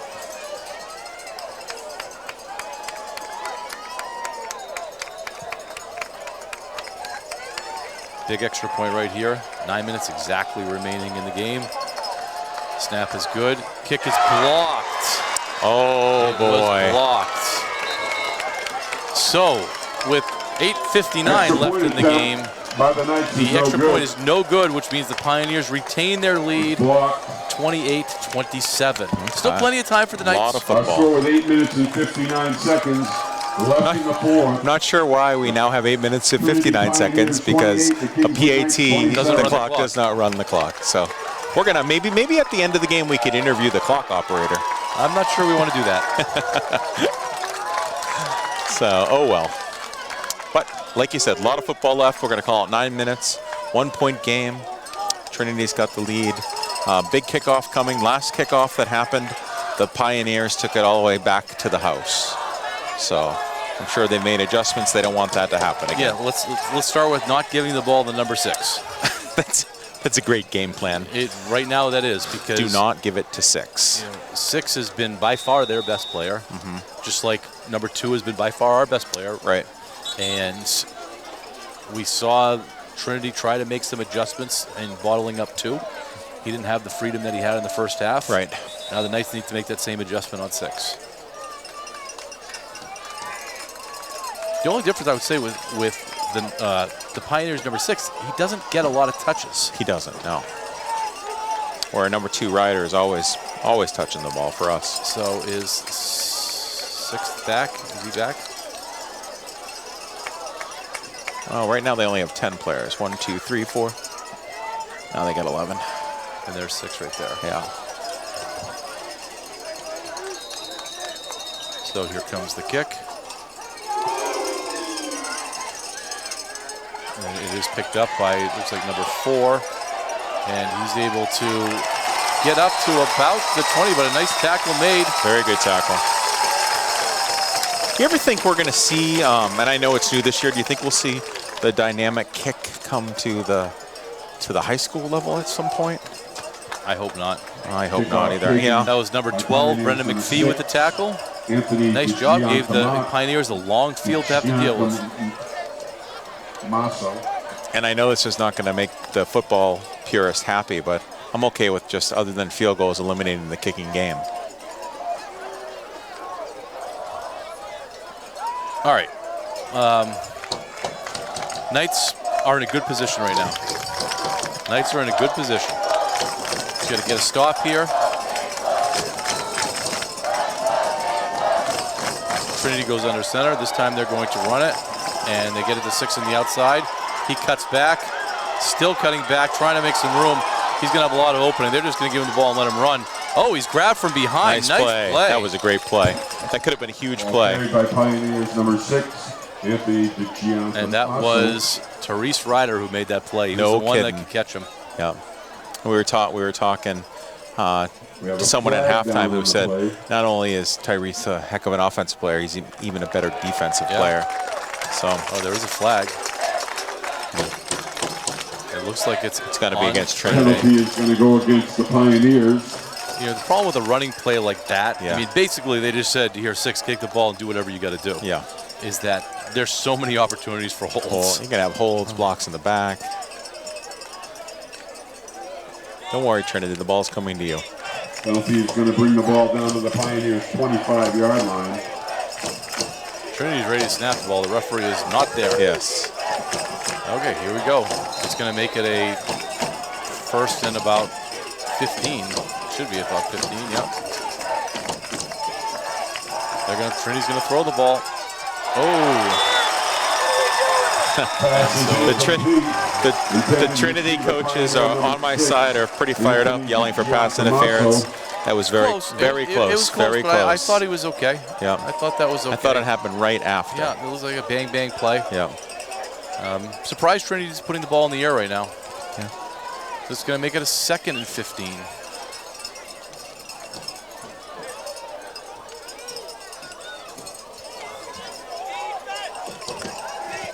All right, Trinity comes to the line. They're going to split their receivers out to the right. That's number 6 going out to the right. They do want to get him the ball. He's not moving very fast either. No. And it looks like they're going to throw it deep to number 6. The ball's up in the air. They've given it to him before. And it's broken up by number 3. It's a good play. That's Trey Peterson. Number 6, Anthony DeGianto. Great job. Going to bring up a 3rd down. And it looks like 6 is cramping up. And about 14 to go for the Pioneers. That momentum shifting. It's shifting. Momentum shift, and this reminds me of a game we watched last year where, and I'm okay with this because we want the Knights to win this game clearly, but I'm looking at Trinity and they are right now deciding they want to give the game away. So we're going to put the ball in the air when you could keep it on the ground, chew up clock. Yep. Interesting set of play calls. Okay. 3rd and 14 from the Pioneers 25. And they complete the pass up the middle for a first down. Good solid play by Trinity there. Pass is complete to Pioneer number 3, Connor He ran a 15-yard in-cut. First down. They just brought down at the Pioneer 42-yard line. You had mentioned the Knights are playing zone. It was open in the middle. They've had that open in the middle most of the night. Yep. So good solid play. 8 minutes in running now.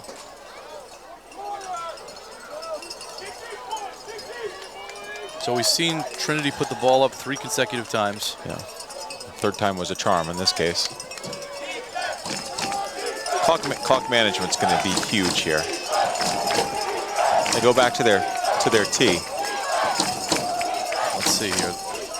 They're going to hand the ball off. Oh, the Knights are going after that ball. Ball carried Anybody not number 6 on Trinity does not want to carry the ball. Right. by Pioneer number 21. And I don't think 6 is on the field. No, 6 had gone off the field. And he's still staying off the field.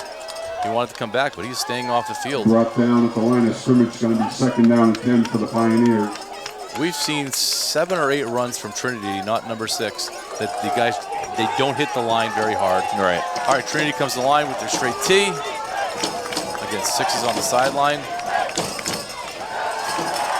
The quarterback breaks through, lobs it up there, and they're not gonna have. They got the catch. Did he catch it? No, I don't think so. I think it was dropped, but I think the referees are having a tough time Pass right is now. incomplete. Yes. My understanding, the defender has to turn around. Yeah, that, I mean, from our vantage point here, they clearly look like pass Yeah. interference. But it's a break for the Knights. Absolutely. And that's going to bring up a 3rd and 10.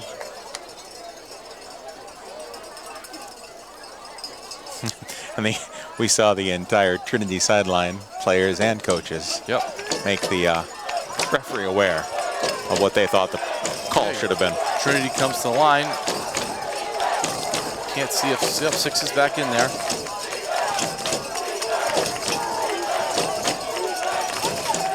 Snap the ball. They're coming off the edge. Ball is caught and move. Flag. We got a flag. We're gonna. Oh gosh. We're gonna have a unsportsmanlike conduct, and their quarterback is injured. I didn't catch the back end of that. Yeah, but I saw the whole thing. It didn't look good. No. So their quarterback's gonna have to come off the. He is shaken up. Side of the field. Wow. Hope he's okay. That well after the play, wasn't it? That was. Gosh, hopefully he's okay. We got to get, hopefully, their trainers out there. All right, let's take a quick timeout while this is happening. We'll be right back with Knights football. All right, welcome back to Knights football. We just had a little injury timeout. It's good that we see their quarterback is up and walking off the field, so that's good news for the Trinity Pioneers. So we kind of lost that the play itself ended in a 1st down. Yes. And they're going to be tacking on some yards after that. They're tacking on another 15 yards. So we got a personal foul. Personal foul, yeah. Roughing the passer. Yep, against the Knights. So they're going to march Personal off foul. 15 yards. Oh, no. It was personal foul, matching personal foul. Oh, okay, good. And a personal foul against the Pioneers. Is that going to negate the 1st down? Yeah, they're going to replay the down. Wow. Ended up being a break for the Knights.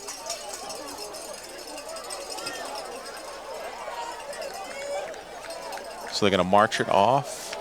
Oh, now they're marching and then off. What are they marching off?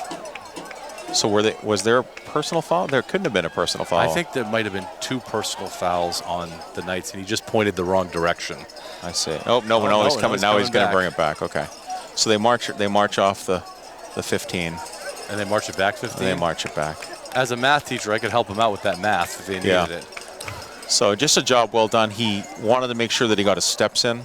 Apparently so he did a great job of doing that. Spotted at the 42. All right, so as a math teacher, the net result is it's still at the same. 15, take away 15, back to where you started. Original line of scrimmage. All right, this is great. All right, so that's going to make it back to a 3rd and 10.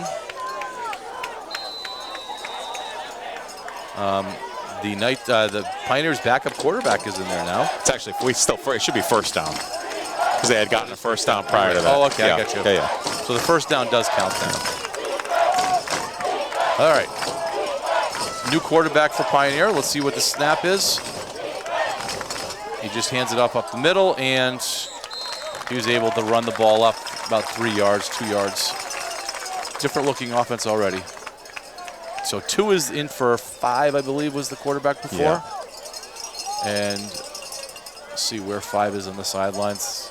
Ball carried by They're looking at him. They're giving him a look. 6, Anthony Tommaso.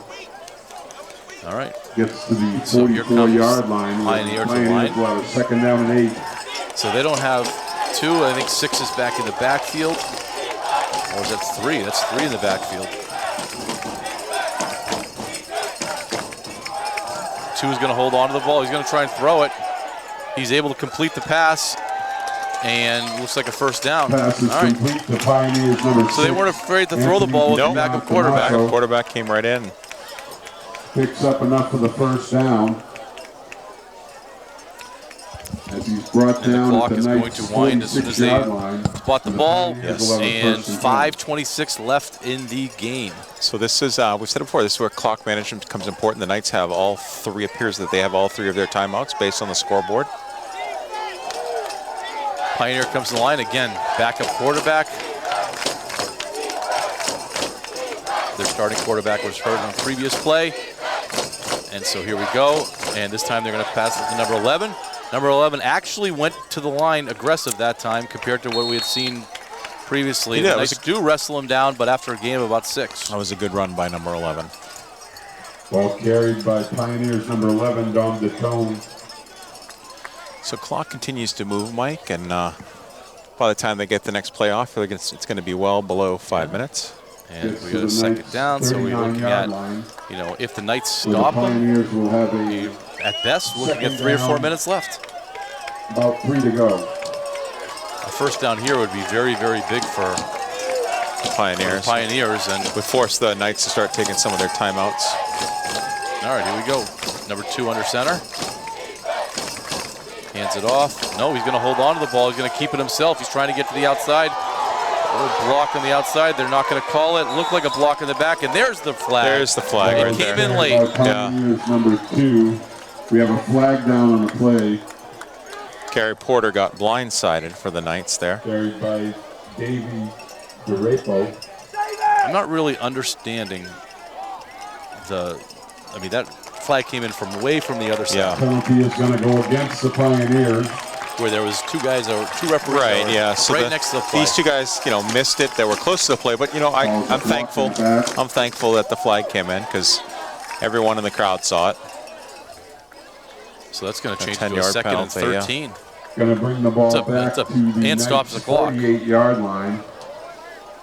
It's going to give the Pioneers a second and 12.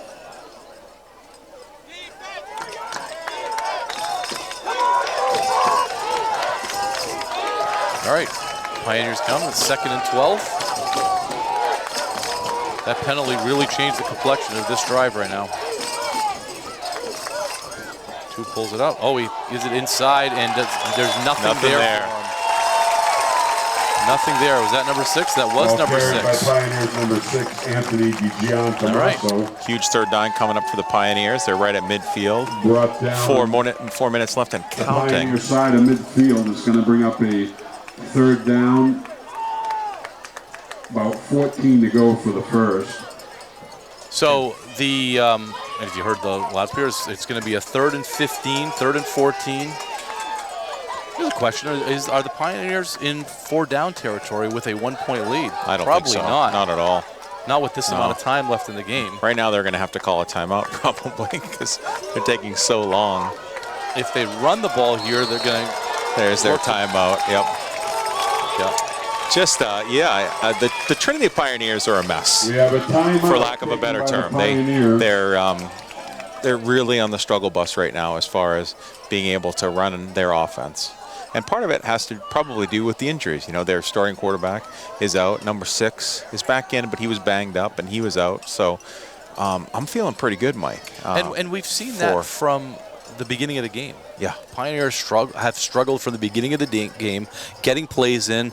They've been called for too many players on the field twice. Yes. At one time they didn't have enough players on the field. Yeah.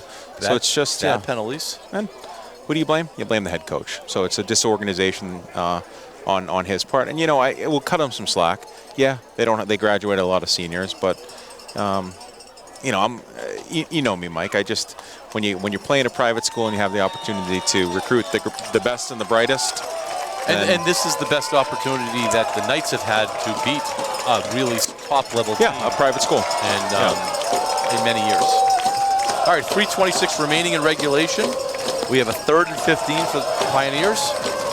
They're going to come to the line slowly. And we're going to see if they're going to try to run the ball, eat some clock, or they're going to throw the ball and try to win the game.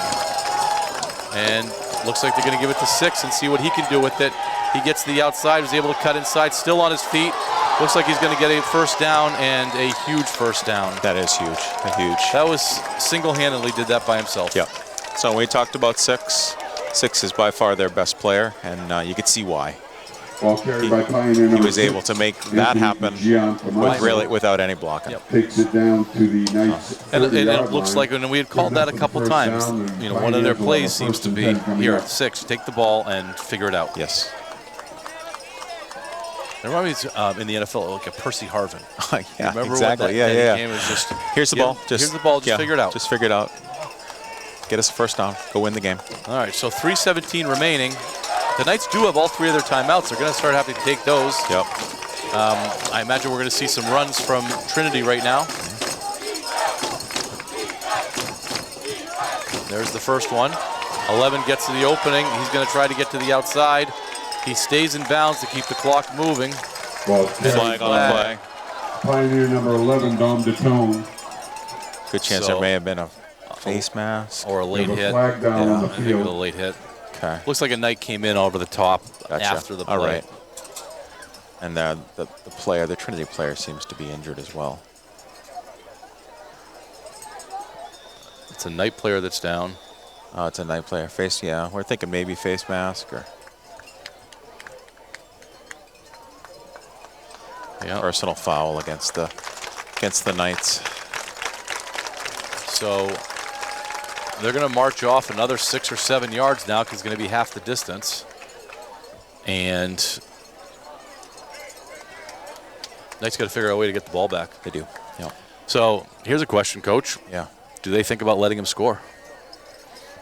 Yeah. I mean, it's definitely in the cards to allow him to do that.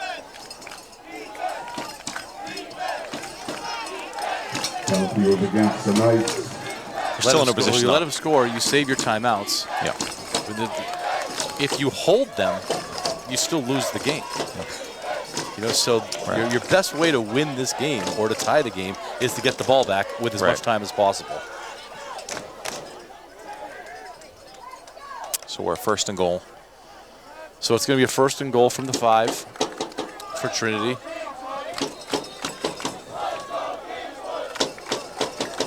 Number 2 goes under center. And he's going to take it himself up the middle, and he's just going to eat clock and force the Knights to probably have to take their timeouts. I don't think they're ready to take them just yet. Looks like Coach Woodson is thinking about saving these for offense, but you got to get back on offense. Well, and Trinity is 40 seconds per. Yeah, Trinity's hopefully going to be, not hopefully, but they're going to be chewing up the clock here. And we're probably going to see the same exact play again. 2's going to try and push forward.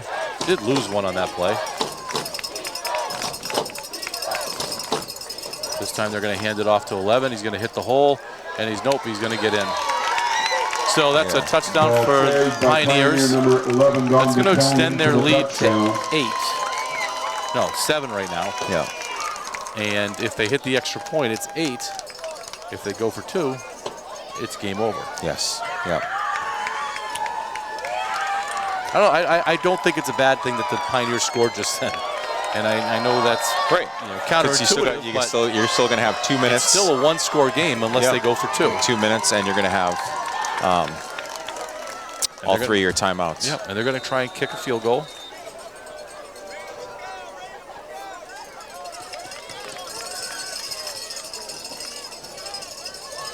And it's down, and it is good, and so that's going to make it Kingswood an needs 8-point game. Kingswood needs the touchdown plus the two-point PAT. And they have 2 minutes and 13 seconds to do it. They do have all 3 timeouts. Yeah. Trinity Pioneers 35. Got ourselves a ball game still, which is great. We're going to see if Kingswood has an open offense. If they have some plays in their back pocket. A little spread. Some spread stuff and get guys down the field. Yep. It all starts with a good kickoff return. Maybe they do it on the kickoff Good return. kickoff return. Here we go. So the one thing about tonight, it's been very entertaining. Good football. Absolutely. Kingswood football looking great. They're going to win a lot of games this year. Absolutely. Which is exciting. Welcome back to Division 2, Kingswood Knights. Yep. One of the best games going to be the rivalry game that we have back, the Carroll County Championship against Kennett. Well, that's right going now, be as we speak, it's a down year for Kennett. Sure is. Yeah. Now that Carroll County Championship is here this year, isn't it? No, it's up there. We're going up to Kennett. All right. I'll be up there with you. You gonna drive? You gonna drive me up there? I don't think I'm going up to that one. Oh, maybe we'll see. We'll see. Yeah, I think I'll go up. I don't want to miss the Carroll County Championship game, the Pizza Barn Bowl, as they call it. Haven't had a Kingswood, Kingswood win in quite some time. Well, this might be the year. Yeah. All right, so here we go. We're going to set the stage here. 2 minutes and 13 seconds. The Pioneers are up 8. Kingswood trailing by 8. The kickoff is happening. The Pioneers just scored. There's been a lot of guys going in and out on both teams with injuries. Yeah. There have been a lot of penalties, impactful penalties. Both teams have. It's been a good back and forth game. Yes. Nobody's been up by more than 1 score at any point.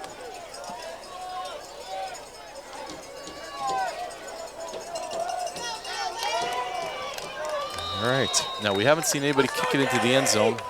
Well, we have it. So here we go. Here's the kick. Oh, he pooched it a little bit. Trying to stay away from the speedsters. Number 44 has it. He's able to get through and all right. Nice. get Good up return. to about the 36-yard line. Kickoff is taken by Knights number 44. Great field position, Mike. Like 2 minutes, 8 seconds. And that's Brandon Burke. Yeah, 2 Graham minutes. Burke. Graham Burke. Okay. Garrett's brother. Garrett's He brother. returns it out Who filled in for at quarterback He did. the last couple of years Yeah. when The people Knights will have were. a 1st and 10. I like this. Couple minutes left, all 3 timeouts. Let's see what they got.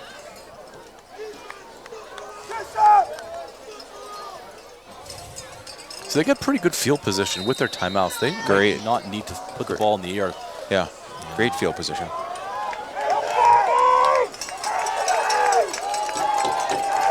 But they are going to split some receivers out to the right. And it's Seraphin Agamati at quarterback. Oh, the whistle blows. Good thing it was a bad snap. Timeout by the Knights. We have a timeout Not when you want to burn a timeout, No. but understood because the snap was on the ground. That's a tough timeout. That's a tough timeout right there. Coach knows it. Coach Woodson is not pleased.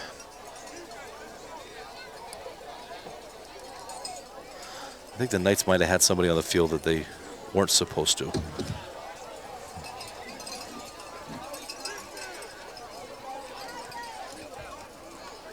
So, right. I mean, if they run the same thing, they had Seraphin in at quarterback. Yeah. So I don't know. I mean, maybe Seraphin can throw. Who knows? We know he can run.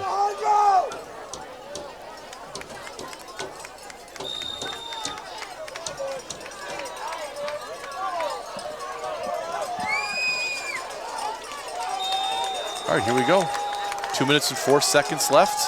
Knights are trailing by 8. This is a 1st and 10. They have burned one of their timeouts. Not in a way they wanted to. Right. So you got Tyrese Ryder in the backfield. And Burke's going to throw the ball. And he gets the ball out. And it's a good, solid play. Oh, he's able to get the edge. Oh, he's still on his feet. Oh, no, they call him out of bounds. Okay, oh. That was Seraphin, and number 11, it looks like his Seraphin leg is Agamonte, cramping up again, trying to run that off. out of bounds. Good start for the Knights. Good Great start. 25-yard play. 44-yard line. It's going to be enough for the first down. It's going to be 1st and 10 from the Pioneer 44. So 1st and 10 from the Pioneer 44. Just under 2 minutes left. Trey Peterson checks into the game, number 3.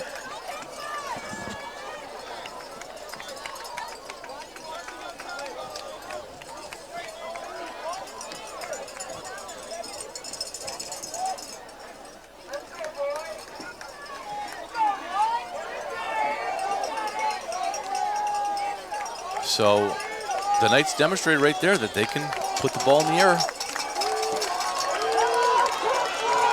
Trey Peterson goes out to the left side. This time he's going to try to throw the ball again. He's looking to square his shoulders. He doesn't get his shoulders squared. Wow. And it is a sack in the backfield, a big loss for the Knights on that one. Trinity, number 52, really turned on the Jets. Garrett's got to throw the ball away in that situation. And coach is telling him that exact same thing. Brought down. So the clock continues to move. 49-yard line of the Knights. Holding off. Hurry up offense. Holding off on using that timeout. A lot of confusion on both sides right now, and he spikes the ball. So it's going to make it a 3rd down and about 16 yards, yeah. The ball's all the way back at the Knight 49. So it's going to be 3rd and 17, actually. Minute 24 left. 17 to go for the Knights. Coach Woodson's giving Garrett the play call right now. He's probably giving, obviously he's giving him a couple of plays because they're going to have to go hurry up here. Well, they still have two. They still have two timeouts. You can't take another sack. Yeah. All right. Burke's going to come and give the play to the rest of the players. They sprint out. I like the speed that they came out with. Oh, and so now we delay have a game. A flag down on the field. All right. It's going to be another 5 yards. It's going to make it a 3rd and 22. Going to be a delay of game call.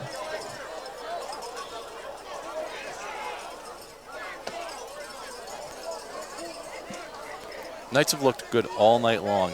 This has been a struggle for them. Tough series right here. When they need it the most. I'm surprised how up the Pioneers are playing right now. Yes. And they're not playing back. Ball's in the air, and the ball is tipped and goes incomplete. Pass is incomplete. Pioneer guy tried to jump that route. He was going to try to take it all the way, and went off his fingertips. That's going to make a 4th and 23, so here's your ball game, Coach. Here it is. You got to play for 4th and 23? I hope so. If anybody does, Coach Woodson does. Well, you got to give them time. And they're rolling him out. It's giving him a little extra time. Sure, absolutely. But it's hard to get enough on the ball to get to 23 yards if you're going to be rolling him out. His best, obviously, is rolling to his right. He doesn't have the time to open up when he rolls to his left. Right. We saw him take the sack when he rolled to his left. And there's the 2nd timeout for the Knights. We have a timeout taken by the Knights. Good timeout. Well, the whole game's here, so. Yeah.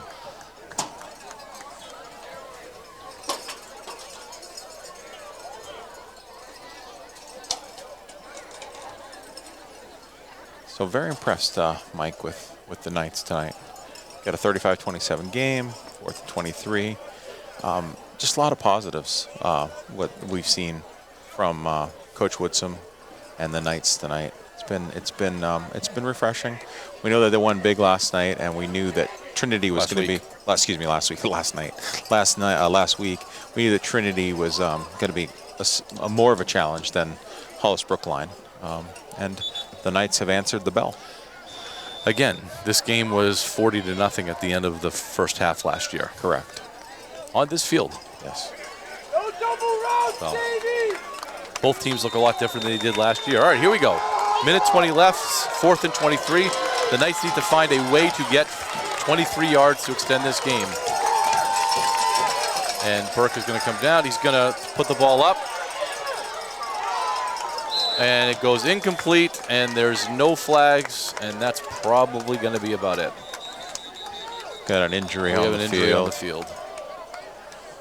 And that's Alex is coming out. So you're going to have a minute 13 left in the fourth quarter. There's a change of possession. Trinity is going to be taking over with the football, and they're probably just going to go into the victory formation and take a few knees. all right. We're going to take an injury timeout while we're waiting. We'll be right back. All right, welcome back to night football. Number 3, Trey Peterson, is up, walking off the field under his own power, so that's good news. Great news. So Trinity is taking over. It's going to be 1st and 10, like we said prior to the injury timeout. Yeah, They're just going to take the victory we're looking formation. at victory formation. The Knights can only stop the clock one time, so we're looking at maybe 2 plays. Yeah, I don't think the Knights are going to be calling a timeout here. So.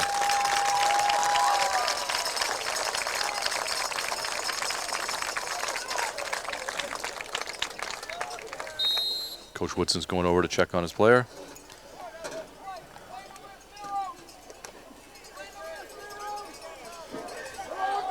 Coach is yelling to play the full game, make sure. Trinity's in their victory formation.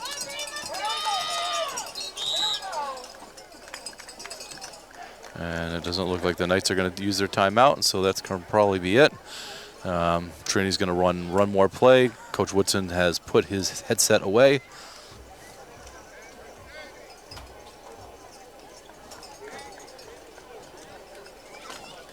Well, overall, a strong outing for the Knights. Absolutely. A disappointing finish, but a strong outing for the Knights. They should be pretty proud of that. Definitely.